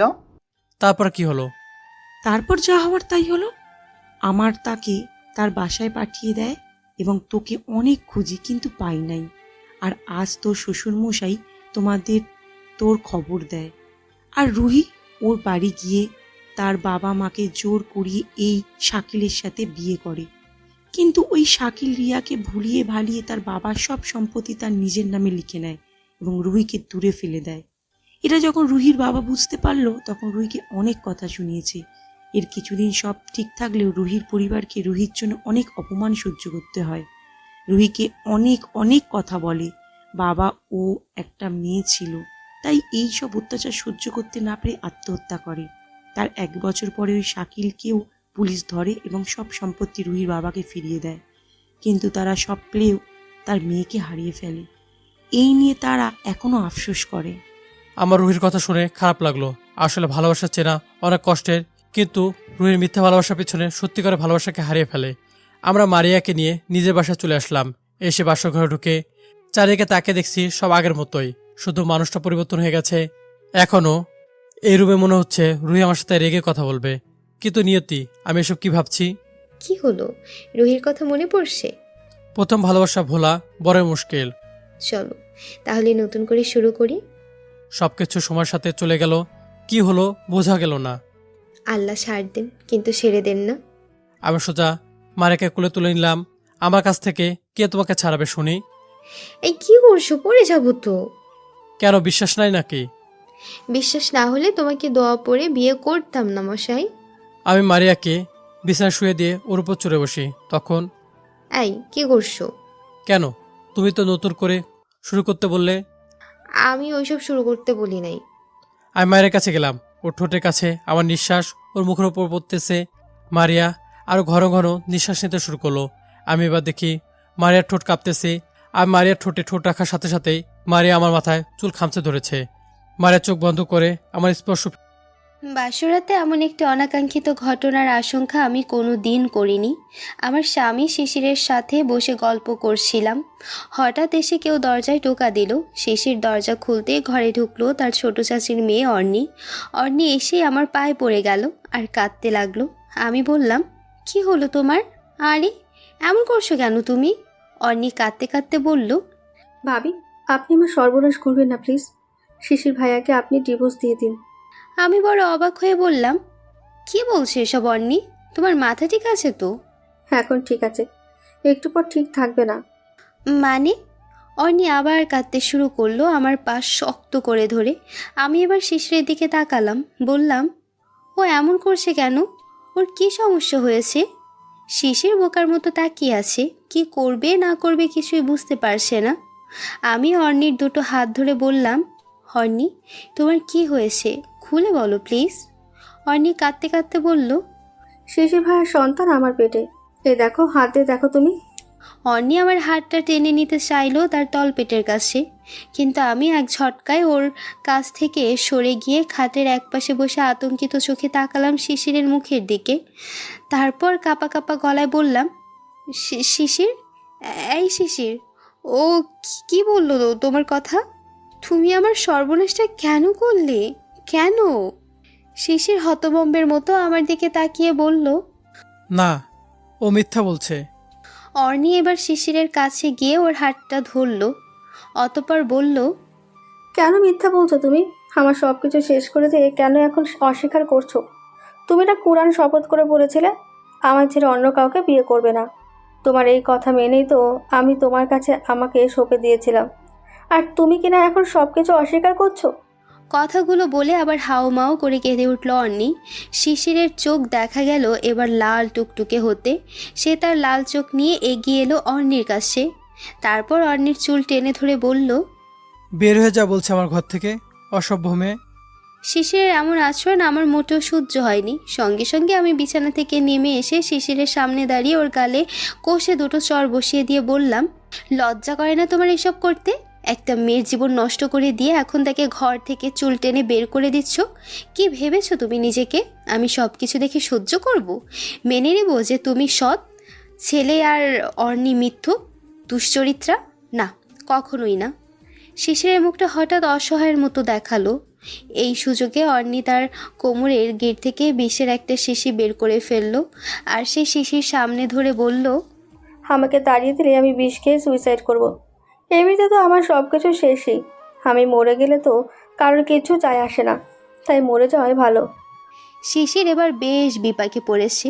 ওর মুখটা কেমন শুকিয়ে মরা গাছের পাতার মতো হয়ে গেছে। আমি ওর দিকে তাকিয়ে এবার বললাম, কি এখন মুখটা একেবারে শুকিয়ে কাঠ হয়ে গেছে কেন? যখন একটা মেয়ের জীবন নষ্ট করেছিলে তখন মনে পড়েনি এমন ঘটনা ঘটতে পারে? বাই দ্য ওয়ে, অর্ণিকে তুমি বিয়ে করবে আর আমি আগামীকাল চলে যাব এ বাড়ি ছেড়ে, কিন্তু তোমায় এখানে রেখে নয়, জেলে দিয়ে। শিশির যেন এবার কেঁদে ফেলবে। সত্যি সত্যি তার চোখ থেকে এক ফোঁটা জল গড়িয়ে পড়ল গালের উপর। সে এবার দাঁড়ানো থেকেই ধপ করে বসে পড়ল মাটির উপর, তারপর হাঁটু ভেতরে মাথা গুজে দিয়ে শব্দ করে কাঁদতে শুরু করলো। অর্ণি দ্রুত গিয়ে জড়িয়ে ধরল শিশিরকে। সে তার ভেজা গলায় বলল, তুমি কেঁদো না প্লিজ, তোমার কান্না আমার সহ্য হয় না। এই দেখো, আমি বিষের শিশি ফেলে দিচ্ছি। আমি অর্ণির বিষের শিশিটা এক ঢিলে ছুঁড়ে মারলাম সামনের দিকে, আর শিশির ভেঙে গিয়ে ভেতরের সবটুকু তরল বিষ গড়িয়ে পড়ল মেঝেতে। কি দুর্গন্ধ সেই বিষের! সেই গন্ধে আমার দম বন্ধ হয়ে আসছে, বমি পাচ্ছে, মাথা কেমন ঘুরছে, মনে হচ্ছে এক্ষুনি আমি পড়ে যাব। অর্ণি এসে তৎক্ষণাৎ আমায় চাপটে ধরল। তার বুকের উপরেই আমার অসার দেহটা আটকে থাকলো। হুঁশ ফিরতেই দেখি শিশির আমার শিউরের কাছে বসে আছে। তার হাতে লাল টুকটুকে প্লাস্টিকের মগ। সেই মগ দিয়ে বালতি থেকে পানি তুলে আমার মাথায় ঢালছে। এপাশ ওপাশ তাকিয়ে দেখি অর্ণি নাই এখানে। তাড়াহুড়া করে আমি বিছানার উপর উঠে বসলাম। শিশির বড্ড অবাক হয়ে আমার দিকে তাকালো, তারপর ঠোঁট নেড়ে মনে মনে কি যেন বলল, তারপর শব্দ করে বলল, হঠাৎ করে এভাবে উঠে গেল কেন? আমি কি যে ভয় পেয়েছি! আমি মুখ ভার করে বললাম, তোমার আবার ভয় পাওয়া? দুশ্চরিত্র ছেলেদের বুকের পাঠা থাকে অনেক বড়, এরা ভয়ঙ্কর সব কাজ করে বেড়ায়। শিশির আমার এই কথায় কিছু মনে করেছে বলে মনে হলো না, বরং সে খুব স্বাভাবিকভাবে আমায় বলল, পিথু, তোমার চুল থেকে পানি পড়ে সারা শরীর ভিজে যাচ্ছে, এই নাও গামছা দিয়ে মাথাটা মুছে নাও। শিশিরের এই আদিক্ষেতা আমার এখন ভালোই লাগছে না। আসলে এখন আর ওকেই সহ্য হচ্ছে না আমার। তবু ওর কাছ থেকে গামছাটা নিলাম। মাথাটা না মুছলে পানি গড়িয়ে পরে গোসল হয়ে যাবে আমার। শিশিরের দিকে কি মনে করে যেন একবার তাকালাম। ও দাঁড়িয়ে আছে বোকার মতো খাটের এক পাশে। ওর চোখ লাল, সারা রাত না ঘুমানোর ফলে এমন হয়েছে, নাকি ও বসে আমার মাথায় পানি ঢালতে ঢালতে মেয়েদের মতো করে কেঁদেছে। আমি অর্ণিকে দেখতে না পেয়ে বললাম, অর্ণি কোথায়? শিশির কাঁপা কাঁপা গলায় বলল, চলে গেছে। চলে গেছে মানে? ও কি চলে যেতে আসছিল নাকি? ও বুঝেছি, তুমি কি ঘাড় ধাক্কা দিয়ে ঘর থেকে বের করে দিয়েছো? আমি যাব, এক্ষুনি গিয়ে অর্ণিকে এখানে নিয়ে আসবো। শিশির বলল, এটা নিয়ে অনেক ঝামেলা হয়েছে বাড়িতে, সুতরাং এখন ওখানে তোমার না যাওয়াই ভালো। ঝামেলা হয়েছে মানে কি? তুমি কি ওদের ভয় দেখাইছো, নাকি ভাইয়ের সাথে নিয়ে ওদের পিটাইয়া রাইখা আসছো? শিশির খাটের এক পাশে বসলো, তারপর বলল, শোনো পিথু, ওর সাথে আমার কোনো রিলেশন ছিল না। ও এসে এখানে সব বানিয়ে বানিয়ে বলেছে। শিশিরের কথাটা শুনে রাগে আমার শরীর জ্বলে উঠল।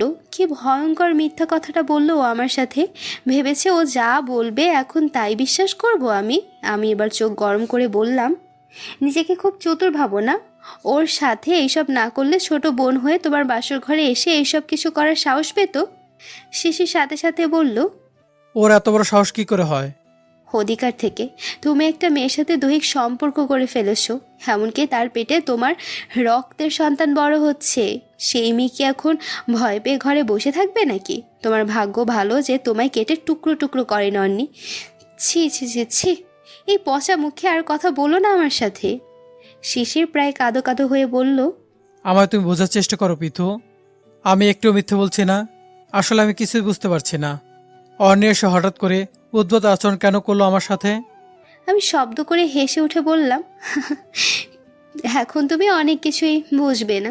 নিজেকে ভালো প্রমাণ করার জন্য কতভাবে অভিনয় করবে তুমি, কিন্তু সমস্যা হলো কি, আমি এইসবের কোনোটাই বিশ্বাস করব না। আমি শুধু এটা বিশ্বাস করব যে তুমি একটা নোংরা ছেলে, তুমি একটা প্রতারক। আমি তোমায় সহজে ছেড়ে দেব না। আমার সাথে প্রতারণা করার শাস্তি কতটা ভয়ানক হতে পারে তা তুমি হাড়ে হাড়ে টের পাবে। শিশির খানিক সময় চুপ রইল, তারপর অনুনয় করে বলল, পিথু, বাসরাত প্রত্যেকের জীবনে মাত্র একবারই আসে, তা মাত্র একটি রাত। চলো আমরা এই রাতটা ভালোভাবে কাটাই।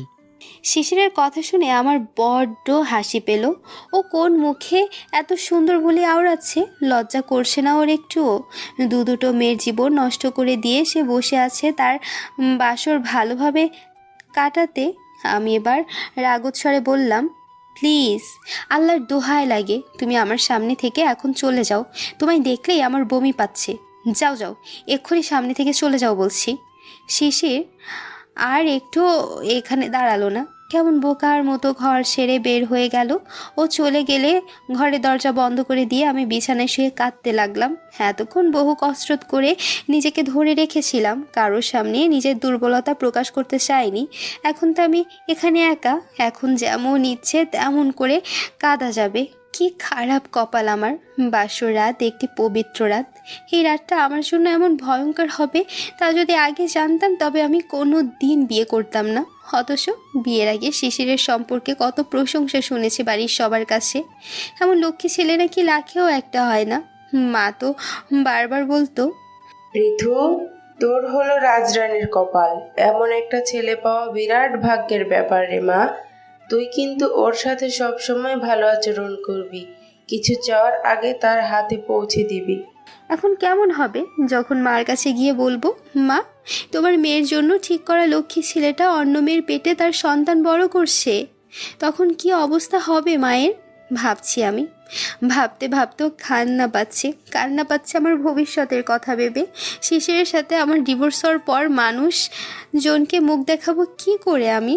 কতজন কত কথা বলবে। এই যে মা জনে জনে বলে রেখেছেন আমার মেয়ের জামাই লক্ষ্মী একটা ছেলে, যাদের কাছে এই কথাটা বলেছেন তিনি তাদের সাথে দেখা হলে তারা এখন কি করবে আমায় দেখে, কিংবা আমার মাকে? শিশিরকে তাড়িয়ে দেওয়ার পর একলা একা বিছানায় পড়ে থেকে কাঁদতে কাঁদতে কখন যে ঘুমিয়ে গেলাম টেরি পেলাম না। ঘুম ভাঙলো, দেখি জানালার ফাঁকে গলে রোদের সরু ফালি এসে ঘরে ঢুকেছে। তারপর দেয়ালের ঘড়িটার দিকে তাকিয়ে আমি চমকে উঠলাম। ও মা, ঘড়ির কাঁটা 10টার ঘরে! এত বেলা পর্যন্ত আমি ঘুমিয়েছি। না জানি এ বাড়িতে আমায় নিয়ে কত হাসি ঠাট্টা হচ্ছে, কিন্তু ততক্ষণে আরেকটা বিষয় মনে হয়ে যাওয়ায় মনটা আবার ভার হয়ে গেল। শিশির কেন এমনটা করলো আমার সাথে? ওর যদি আরেকটা মেয়ের সাথে সম্পর্কই আছে তবে সেই সম্পর্ক রেখে আমায় বিয়ে করার প্রয়োজন হলো কেন তার? আর অর্ণি, এই মেয়েটা আগে কি করেছিল শিশিরের সাথে? যেদিন আমার বিয়ে ঠিক হয়ে গিয়েছিল তখন কেন সে এর প্রতিবাদ করেনি? যে মেয়ের পেটে সন্তান এসে গেছে সে মেয়ের তো তখন চুপ করে থাকার কোনো কথাই ছিল না। বিষয়টা আমার কাছে কেমন ধাঁধা লাগছে, মনে হচ্ছে এখানে কোনো একটা সমস্যা আছে, কিন্তু সমস্যাটা আসলে করেছে কে? যদি অন্যের কথা সত্যি হয় তবে ওর সব কিছু লুকিয়ে রাখার কারণ কি এতদিন? আর যদি শিশিরের কথা সত্যি হয় তবে অন্যি শুধু শুধু তার আপন চাচাতো ভাইয়ের উপর তার বাসর ঘরে এসে নতুন বইয়ের কাছে তার বিষয় এমন অপবাদ দিয়ে যাবে কেন? কেনই বা শুধু শুধু বলে যাবে আপনি শিশির ভাইয়াকে ডিভোর্স দিয়ে দিন প্লিজ? আমার মাথা ঘুরছে, এত চিন্তা মাথায় নিয়ে ভালো থাকা যায় না। এই মুহূর্তে আমার কি করা উচিত আমি বুঝতে পারছি না কিছুই। দরজা খুলবো কি খুলবো না? যদি খুলি তখন তো আমার শাশুড়ি হয়তোবা জিজ্ঞেস করবেন শিশিরের বিষয়, শিশিরকে নিয়ে আপুরাও প্রশ্ন তুলতে পারে, হয়তোবা জিজ্ঞেস করবে তুমি ঘরের ভেতর থেকে ওকে বের করে দিয়েছিলে কেন, কি সমস্যা? তখন আমি সরাসরি ওদের কাছে বলে দেব আপনার ভাই একটা অসভ্য ছেলে, ওর সন্তান কনসিভ করেছে অর্ণি। তখন কেমন হবে? আমি নাকি নিজেই খুব সাবধানে অন্যের সাথে দেখা করব, কথা বলবো এই বিষয় নিয়ে, যেভাবেই হোক সত্যটা বের করে আনতে হবে সামনে। আসলে আমার যেভাবেই হোক সত্যটা জানতে হবে, নয়তো অনেকগুলো জীবন একসাথে নষ্ট হয়ে যাবে। দরজা খুললাম ভয়ে ভয়ে, তারপর হেঁটে বারান্দার দিকে যেতে লাগলাম। আমায় দেখে সবাই কেমন ঠোঁট টিপে হাসছে। ওরা এমন করে হাসছে কেন কিছুই বুঝতে পারছি না। ঘর থেকে তড়িৎ পায়ে শিশিরের মা আমার কাছে এলেন, এসে বললেন, অত বেলা করে ঘুমোলে চলবে মা? ঘড়িতে কত বাজে জানো? আমি আমতা আমতা করে বলতে লাগলাম, না মানে একটু, না না না মানে। আমার শাশুড়ি মা ফিক করে হেসে ফেললেন, তারপর বললেন, বুঝেছি আমি।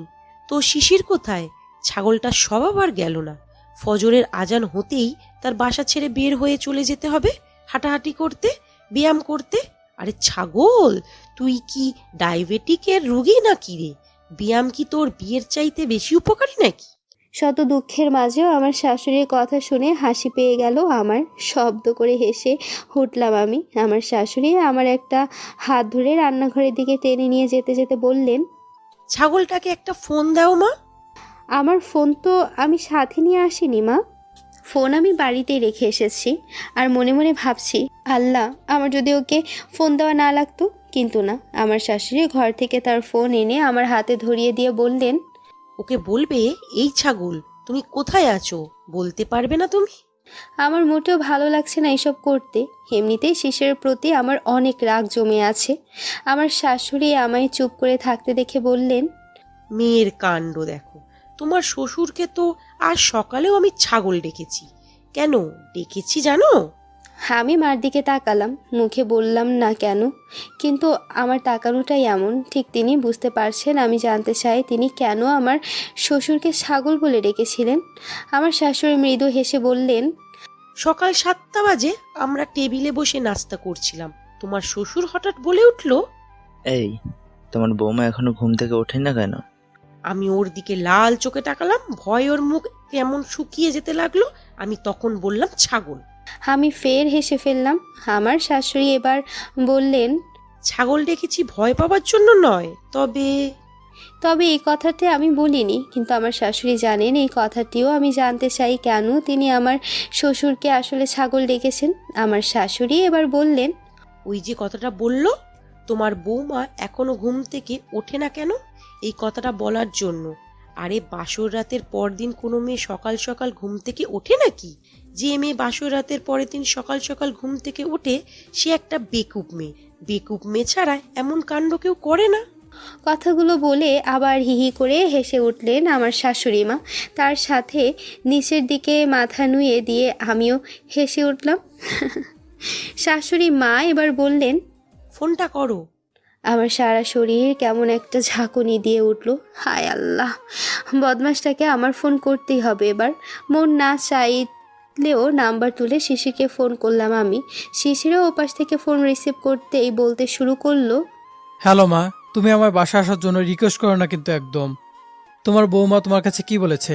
আমি খারাপ, অন্যের সাথে আমার রিলেশন ছিল, ওর পেটে আমার বেবি, তাই না? আর তুমি তো তা জানতে ফোন করেছো, তাই না? এরপর বাসা ডেকে নিয়ে বাড়িতে সালিশ বসাবে। আচ্ছা মা, তোমার বুঝ হবে কতদিনে বলো তো? এইসব বিষয় নিয়ে বাড়িতে কথাবার্তা হলে, আলোচনা হলে বাইরের মানুষ কি বলবে শুনি? এর চেয়ে আমি দূরেই থাকি। দূরে থাকলেই তো ভালো থাকবো। তোমরা সালিশ ডেকে সালিশ করো। আমি এ ব্যাপারে ছিলাম না, জানিও না কিছু। আমাকে এসবে টেনো না বলছি। শিশির একদমই কথাগুলো বলে শেষ করলো। ও ভেবেছে ওর মাই তাকে কল করেছে। মা সামনে, এই মুহূর্তে ওকে কি বলবো বুঝতে পারছি না। ও ভেবেছে আমি এতক্ষণে সব কিছু বলে দিয়েছি মার কাছে, কিন্তু আমি তো এখনও কিছুই বলিনি কারোর কাছে। তাই ফোন কানে ধরে চুপ করে দাঁড়িয়ে রইলাম।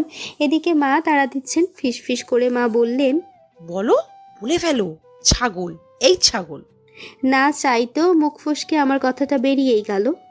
এই ছাগল, তুমি এখন কোথায় আসছো? এত বেলা হয়েছে, এখনো বাইরে কি করছো? কথাগুলো বলে নিজের জিভে নিজেই কামড় দিয়ে বসলাম। মা চুলোর কাছে দাঁড়িয়ে কড়াইয়ের উপর চামচ নাড়তে নাড়তে অট্ট হাসিতে ফেটে পড়লেন। আর লজ্জায় আমার মুখ লাল হয়ে উঠতে লাগলো মুহূর্তেই। ওপাশ থেকে শিশিরও বেশ চমকে উঠল। গলাটা আবার ঠিকই চিনতে পেরেছে, কিন্তু বিশ্বাস করতে পারছে না কিভাবে হঠাৎ আমি স্বাভাবিক হয়ে গেছি। শিশিরও ওপাশ থেকে চমকে ওঠা গলায় বলল, পিথু তুমি? আমি জানি এখন কথা বললেই কথা বাড়বে, আর ওর সাথে কথা বলতে গেলেই রাগে আমার মাথা গরম হয়ে উঠবে। তখন মুখ ফুসকে অনেক কিছু বেরিয়ে আসতে পারে। মার সামনে যদি মুখ ফুসকে তখন খারাপ কথা বেরিয়ে আসে, তখন সর্বনাশ হবে। তাই দ্রুত বললাম, শোনো, তুমি 10 মিনিটের ভেতরে বাড়ি ফিরবে, দেরি করবে না কিন্তু। বলেই এপাশ থেকে ফোন কেটে দিলাম। মা তখন আমার দিকে তাকিয়ে বললেন, শেষের কথাটা হয়নি, শেষের কথাটা আর একবার থেকে এভাবে বলবে, দেরি করলে খবর আছে কিন্তু। এই কথা বললে দেখবে বেচারা বাথরুমে থাকলে ওখান থেকে কাজ বাকি রেখেই দৌড়ে তোমার কাছে আগে আসবে। একবার হলো কি, তোমার শ্বশুর বাজারে গিয়েছেন শেভ করাতে, তার শেভ তখন অর্ধেক হয়েছে, গালের এক পাশের দাড়ি কেটেছে আর অন্য পাশ হয়নি। তখন আমি ফোন করে বললাম, এই শোনো, বাড়িতে একটা সমস্যা হয়েছে, তোমাকে 5 মিনিটের ভেতর আসতে হবে, না হলে আসলে খবর আছে তোমার। সেই দিন 5 মিনিটও লাগেনি, 20 সেকেন্ড থাকলেও গালের এক পাশ শেভ করা আর অন্য পাশে দাঁড়িয়ে নিয়ে হাদারামের মতো আমার সামনে এসে হাজির হয়েছে তোমার শ্বশুর। আমি তার দিকে তাকিয়ে হাসতে হাসতে শেষ। সে দমের উপর দম ফেলতে ফেলতে বলল, কি হয়েছে বাড়িতে? কি সমস্যা হয়েছে? আমি হেসে বললাম, তোমার এক গালে দাড়ির অবস্থা দেখতে আমার মন চেয়েছিল। তুমি না আসলে সমস্যা হতো। আমি কেঁদে কেটে জ্বর বসিয়ে ফেলতাম। এটা কি সমস্যার মধ্যে পড়ে না? বেচারা তখন যেন কেঁদে ফেলে অবস্থা। আর আমি তাকে এভাবে দেখতে তো হাসতে হাসতেই শেষ। আমার শাশুড়ির হাস্যরসাত্মক কথাবার্তা শুনে হাসতে হাসতে আমিও শেষ। পৃথিবীতে এমন ভালো শাশুড়ি থাকলে বরের শত অত্যাচার সহ্য করা যায়, কিন্তু শিশির তো আমায় আর অত্যাচার করে না। ওর সমস্যা চরিত্র খারাপ ছেলেও। এর জন্য আমার কি করা উচিত? সোজা বাপের বাড়ি চলে যাওয়া, নাকি আরও কদিন এখানে থেকে আসল বিষয়টা বোঝা? অনেকে খুঁজে পাচ্ছি না কোথাও। আমিও এ বাড়ির নতুন বউ, ঘর থেকেও তো বের হতে পারি না। অন্যের মাও এখানে আসছে না, আসলে তো তার কাছে বলে দিতে পারতাম অন্যকে ডেকে পাঠানোর জন্য। আচ্ছা, মার কাছে কি একবার জিজ্ঞেস করা যায় না অন্যের বিষয়? মা তো অত সিরিয়াস মানুষ না, তিনি বোধহয় কিছু সন্দেহ করবেন না। আবার আরেকটা বিষয় মনে হচ্ছে আমার, এই যে অন্যের সাথে শিশিরের সম্পর্ক ছিল, সেই সম্পর্কের কথা শিশিরের মা কিংবা বাড়ির আর কেউ জানতো না। মা যদি জেনে থাকেন তবে তার কাছে অন্যের বিষয়ে কিছু জিজ্ঞেস করলে তিনি সন্দেহ করবেন না তো কিছু। তবুও আমি জিজ্ঞেস করেই ফেললাম। মা বয়ামে জলপাইয়ের আচার রাখছিলেন, আমি তার পাশে গিয়ে দাঁড়ালাম। মা আমার দিকে তাকিয়ে বললেন, টক পছন্দ করো না খুব তুমি? কথাটা বলে আমার হাতে অনেকখানি আচার দিয়ে বললেন, খাও মা, যখন ইচ্ছা হবে বয়াম খুলে খাবে, পারলে সবটুকু খেয়ে ফেলবে, কেমন? আমি মৃদু হেসে বললাম, আচ্ছা মা, ও ঘরের মেয়েটার কি নাম জানি? অর্ণি না কি জানো? অন্যি তো। কেন, ওর কি তোমার সাথে পরিচয় হয়নি? ওর কি হলো বুঝলাম না। চাচাতো ভাইয়ের বিয়ে গেল, তার কোনো আনন্দ উল্লাস নেই। আগে তো এমন ছিল না। মা বারান্দার একপাশে গিয়ে দাঁড়িয়ে ডাকলেন, অন্যি, এই অন্যি, তোর নতুন ভাবি তোকে ডাকে, একটু শুনে যা মা। অন্যি মায়ের ডাকের কোনো সাড়া দিল না। কি অদ্ভুত ব্যাপার! এবার আমার সন্দেহ আরও প্রগড় হতে লাগলো। আমার মনে হচ্ছে শিশিরের সাথে আসলেই অন্যির সম্পর্ক ছিল, কিন্তু এই সম্পর্কের কথা বাড়ির আর কেউ জানতো না। অন্যি তাই আমার কাছে লুকিয়ে চুরিয়ে রাতের বেলায় এসেছিল। সে এখন পর্যন্ত বিষয়টা কাউকে জানাতে চায় না, হয়তোবা ওর ভেতরে লজ্জা বেশি বলে। শিশির এসেছে 8 ঘন্টা পর। সে তার মার কাছে না গিয়ে সরাসরি আমার কাছে এসেছে। ও আসতেই আমি বললাম, অনি ঘর থেকে বের হচ্ছে না কেন? শিশির হো হো করে হেসে উঠে বলল, আমি কি ওর গার্ডিয়ান? না, তুমি ওর প্রেমিক। প্রেমিকের অনুমতি না থাকলে প্রেমিকা বের হবে কি করে ঘর থেকে? শিশির চোখ মুখ লাল করে বলল, পিথু, বারবার একটা কথা শুনতে ভালো লাগে না। তুমি এটা নিয়ে বেশি বাড়াবাড়ি করছো। বেশি বাড়াবাড়ি করছি? তো কি, আমি বললাম তো রাতের এই বিষয় নিয়ে আমি কিছুই জানি না, তবে কেন বারবার এক কথাই বলছো? ওর এই কথাগুলো আমার কেন জানি ভালো লাগলো না, মন খুব খারাপ হয়ে গেল। কেঁদে উঠলাম আমি। শিশির বলল, এতে কাঁদবার কি আছে? কাঁদছো কেন আবার? কাঁদবো না তো কি? তুমি আমার সাথে যা তা করবে আর আমি সব মেনে নেবো, তাই না? তোমার সাথে যা তা কি করেছি আমি? কি করেছো তাকে তোমার মাকে এখানে ডেকে এনে বলবো, নাকি ওনার সামনে? আনো, ডেকে আনো। আমি তো ভেবেছিলাম তুমি অনেক আগে মার কাছে সবকিছু বলে দিয়েছো। ওর সাহস দেখে আমি ঘাবড়ে গেলাম। আসলে ব্যাপারটা তাহলে কি? কি ডাকছো না কেন? আমি বুদ্ধি করে বললাম, এবারের মতো বাঁচিয়ে দিলাম, কিন্তু এর একটা বিনিময় দিতে হবে তোমায় আমার। শিশির হাসলো, হেসে বলল, মেয়েরা সবকিছুর জন্যই একটা বিনিময় চাইবেই। যাকগে, বলো কি বিনিময় চাও? আমি আজ রাত অর্ণিকে চাই, ওর সাথে কথা বলতে চাই। শিশির বলল, এখন সে অনি? আচ্ছা, অনেক যদি সৎ সাহস থাকতো তবে এতক্ষণে সবকিছু উলটপালট করে দিত সে। তোমার কি মনে হয় উলটপালট করে দিত না সে? হ্যাঁ দিত, আবার অনেকেই দিত না। অন্যের লজ্জা বেশি বলে সে সাইলেন্ট আছে। শিশির এতক্ষণ দাঁড়িয়েছিল, এবার সে খাটের উপর বসলো। বসে একগাল হেসে বলল, একজনের সর্বনাশ হয়ে যাচ্ছে তখন সে লজ্জার কারণে চুপ হয়ে থাকবে? আচ্ছা, 2 দিন পর যখন পেট বাড়বে, মানে একটা আনমেরিড মেয়ে যখন প্রেগনেন্ট হয়ে গেছে, এটা যখন পাড়া মানুষ জানবে, তখন লজ্জা কোথায় থাকবে? সেটাই তো। আজ রাতে তুমি যদি ওকে ডেকে আনো তবে আমি এই বিষয়টাই বুঝাবো তাকে, বলবো সবার সামনে বিষয়টা খুলে বলতে। আর ও যখন সব কিছু খুলে বলবে তখনই তো আমার সুযোগ। তোমার 12টা বাজিয়ে ছাড়বো তখন আমি। শিশির হো হো করে হেসে উঠে বলল, তুমি আমার 12টা না 1টা বাজাতে পারবে না। চ্যালেঞ্জ। চ্যালেঞ্জ? যদি চ্যালেঞ্জে জিততে পারো তবে তোমার যা ইচ্ছে তাই করবে আমার সাথে। আর আমি জিতে গেলে? তুমি জিতে গেলে কি? আমার যেভাবে কাল সারা রাত বাইরে রেখেছো সেভাবে তোমায় এক রাত বাইরে রাখবো আমি। আমি বললাম, সে দেখা যাবে। অর্ণিকে শিশিরের গিয়ে ডেকে আনতে হলো না। রাতের বেলায় আমরা সবাই খেতে বসেছি, তখন অর্ণি আর অর্ণির মা আমাদের ঘরে এলো। মা ওর দিকে তাকিয়ে চেয়ার ছেড়ে উঠে বললেন, এতক্ষণ এসেছিস, কি হলো তোর বল তো অন্নি?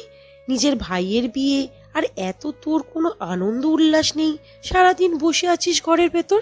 অর্ণি মার কথা শুনে কিছু বলল না, মুখ ভার করে একপাশে দাঁড়িয়ে রইল। তার মা এবার তার হাতটা ধরে প্রচণ্ডভাবে ঝাঁকুনি দিয়ে বলল, এখনো যদি না বলতে পারিস তবে কখন বলতে পারবি রে মুখপুরি? অর্ণি তার মুখ ওড়না দিয়ে চেপে ধরে হাউ মাউ করে কেঁদে উঠল। তার মা এবার মুখ থেকে ওড়না টেনে খুলে নিয়ে ওর গালে দুটো চড় বসিয়ে দিয়ে বললেন, যখন ভুল করেছিস তখন শরম কই ছিল? এই কান্না তখন কই লুকাই ছিল? এখন কান্না করে লাভ নাই।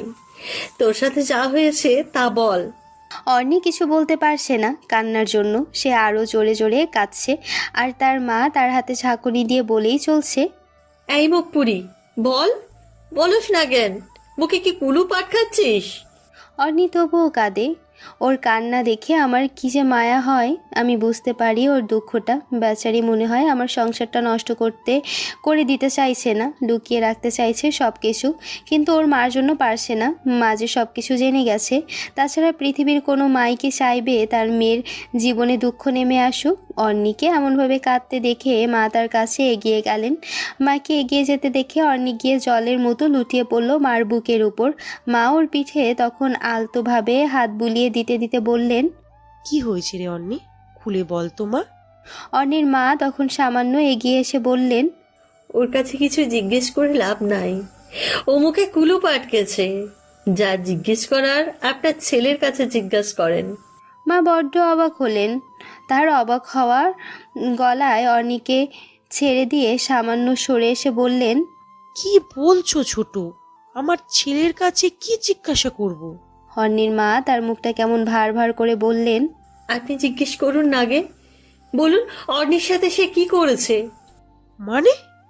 মার মুখ কেমন লাল হয়ে গেছে, হাত পা কাঁপছে। শিশির টেবিলের উপরে বসে আছে, তাকেও কেমন বোকাশোকা দেখাচ্ছে। মা শিশিরের দিকে একবার তাকালেন, আরেকবার তাকালেন অর্ণির দিকে। অর্ণির তখন কান্না অবশ্য থেমেছে, কিন্তু চোখ দিয়ে জল গড়ানো থামেনি। চোখের জল তখনও গাল বেয়ে টপ টপ করে নিচে গড়িয়ে যাচ্ছে। মা আবার তাকালেন শিশিরের দিকে, কড়া গলায় জিজ্ঞেস করলেন, কি রে শিশির, তোর ছোট কাকিমা কি বললো রে এসব? আমি তো কিছুই বুঝতে পারছি না। শিশির চুপ করে রইল, কোনো কথা বলছে না। অর্ণির মা দূর থেকে দাঁড়িয়েই বললেন, এখন চুপ কেন রে? অবুঝ মেয়েটাকে বুলিয়ে বালিয়ে দিলি তো সর্বনাশ করে। এখন যে তুই বিয়ে করে ঘরে বউ আনলি, অর্ণির কি হবে এখন? আর ওর পেটের বাচ্চাটার? মা এই কথা শুনে মাথা ঘুরে পড়ে যাচ্ছিলেন। আমি তার কাছে যেতে চাইলে তিনি ইশারা করে না করলেন। তারপর তিনি হাঁটতে হাঁটতে শিশিরের কাছে গেলেন, গিয়ে শিশিরের জামার কলার টেনে ধরে বসা থেকে উপরে তুলে নিয়ে মেঝেতে টেনে এনে প্রচণ্ড জোরে তার গালে দুপাশে টানা চর বসাতে লাগলেন। শিশির তবুও চুপ করে আছে, কিন্তু ওপাশ থেকে অর্ণি হাউ মাউ করে আবার কেঁদে উঠছে।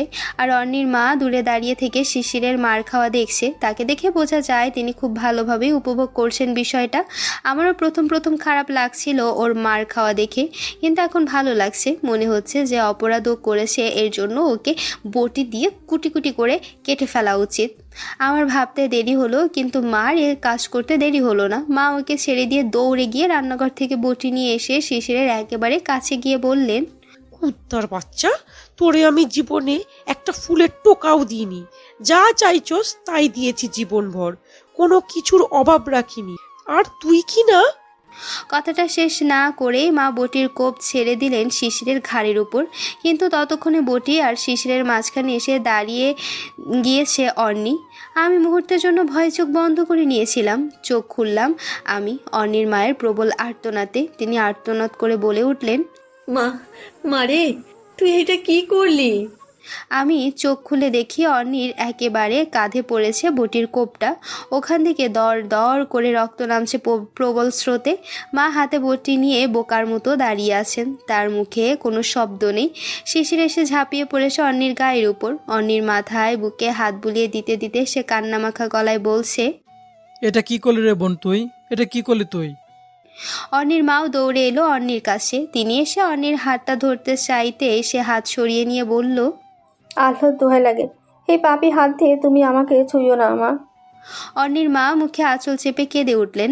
অর্নি এবার হাতের ইশারায় আমায় ডাকলো আমার শাশুড়ি মাকে। তারপর দু হাত দিয়ে আমাদের দুজনের হাত ধরে কাঁপতে কাঁপতে বলল, শিশির ভাইয়া আমার আপন ভাইয়ের চেয়েও বেশি আপন। ওর জন্য কোনোদিন আমি ভাইয়ের অভাব বোধ করিনি। আমি ভুলেও জানি না শিশির ভাইয়া আমার দিকে খারাপ চোখে কোনোদিন তাকিয়েছে, আর তার উপরে এই মিথ্যা অপবাদটা সাজিয়েছে হে আমার মা। কথাটা বলে সে কাঁদতে লাগলো। কাঁদতে কাঁদতে সে আবার বলল, আসলে শিলা আপুর বাপু যখন পেটে তখন আমি তাদের বাড়ি গিয়েছিলাম আপুকে কাজে সাহায্য করতে। কদিন থেকেছিলাম ওখানে, আর এই সময় দুলাভাই আমায় রেপ করে। কথাটা বলতে গিয়ে হেঁচকি তুলে কেঁদে ওঠে অর্নি। তারপর কান্নার গতি খানিক কমিয়ে এনে বলে, আমি ভয়ে কারোর কাছে বলিনি কথাটা। এরপরে আমার পেটে বাচ্চা আসে, মা তখন সব কিছু বুঝে যায়। আমি খুলে বলি মার কাছে সব কিছু তখন, আর মা শুনে বলেন, তোর দুলাভাইকে এ নিয়ে কিচ্ছু বলা যাবে না, বললে তোর বোনকে ডিভোর্স দিয়ে দিতে পারে ও। ডিভোর্স দিয়ে দিলে দুটো বাচ্চা নিয়ে কোথায় যাবে তোর বোন? এর চেয়ে তুই এই বিষয়টা ভুলে যা, আর মনে কর তোকে রেপ করেছে তোর শিশির ভাইয়া। আর যেহেতু বিয়ে ঠিকঠাক, তবে এখন কিছু বলে লাভ নাই। বউ বাড়িতে আনুক, তারপর বউয়ের কাছে গিয়ে সব বলবি, বানিয়ে বলবি আপনি শিশির ভাইয়াকে ডিভোর্স দিয়ে দিন, ও আমার সর্বনাশ করেছে। আমি কিছুতেই রাজি হই না এই কথায়। এর জন্য মা আমায় অনেক মারে। অবশেষে রাজি হই আমি কোনো উপায় না দেখে, আর তোমাদের বাসর ঘরে এসে এইসব কিছু বলি। কথাগুলো বলে কাঁদতে থাকে অর্নি। চিৎকার করে কাঁদতে থাকে সে। তার দু চোখ বেয়ে অজর ধারায় জল নামে। অর্নির আর কথা বলতে পারছে না।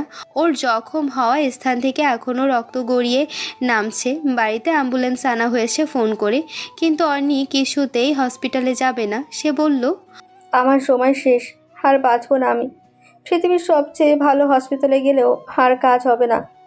অতঃপর সে তার মাকে কাছে ডেকে নিল। কাছে ডেকে নিয়ে বলল, মা, এই তোমাদের মতো কিছু মায়ের জন্যই এভাবে অকালে ভেঙে যায় অনেক মেয়ের স্বপ্ন, অনেক মেয়ের সংসার, কখনো বা অনেক মেয়ের প্রাণ। তোমরা অন্যের ক্ষতি করতে চাও, কিন্তু এই কথা জানো না যে অন্যের ক্ষতি করতে গিয়ে উল্টো নিজের ক্ষতি করে বসো তোমরা। অর্নির মা কাঁদছে, অর্নির গলা জড়িয়ে ধরে কাঁদছে। অর্নি শেষমেশ আমার দিকে তাকালো, আর আমার হাতটা শক্ত করে চেপে ধরে দীর্ঘ একটা শ্বাস ছাড়লো। তারপর আস্তে আস্তে চোখ বন্ধ করে ফেললো। আর কিছুতেই সে চোখ খুললো না। সারা বাড়িতে কান্নার রোল পড়ে গিয়েছে। মা কাঁদছেন, অর্নির মা কাঁদছেন বাড়ির প্রতিটা অন্য সব কজন মানুষই। শিশির তখনও অন্যের একটা হাত চেপে ধরে কাঁদছে। আমি এবার তার কাছে গেলাম, গিয়ে শিশিরের একটা হাত ধরে বললাম, আমায় ক্ষমা করে দাও শিশির, আমি তোমায় ভুল বুঝেছিলাম। শিশির আমার দিকে জল ভরা চোখে তাকিয়ে বলল, তোমার প্রতি আমার কোনো ক্ষোভ নাই, কিন্তু এই মিথ্যুক মহিলা আর তার মেয়ের জামাই, যার জন্য আমার বোনের জীবন অকালে নষ্ট হয়ে গেল, তাদের আমি ছাড়বো না, কিছুতেই ছাড়বো না। অন্যের মার দিকে হুঙ্কার ছেড়ে দিয়ে কথাটা বলল শিশির। তো বন্ধুরা, আজকের গল্পটি এই পর্যন্তই। আগামী গল্প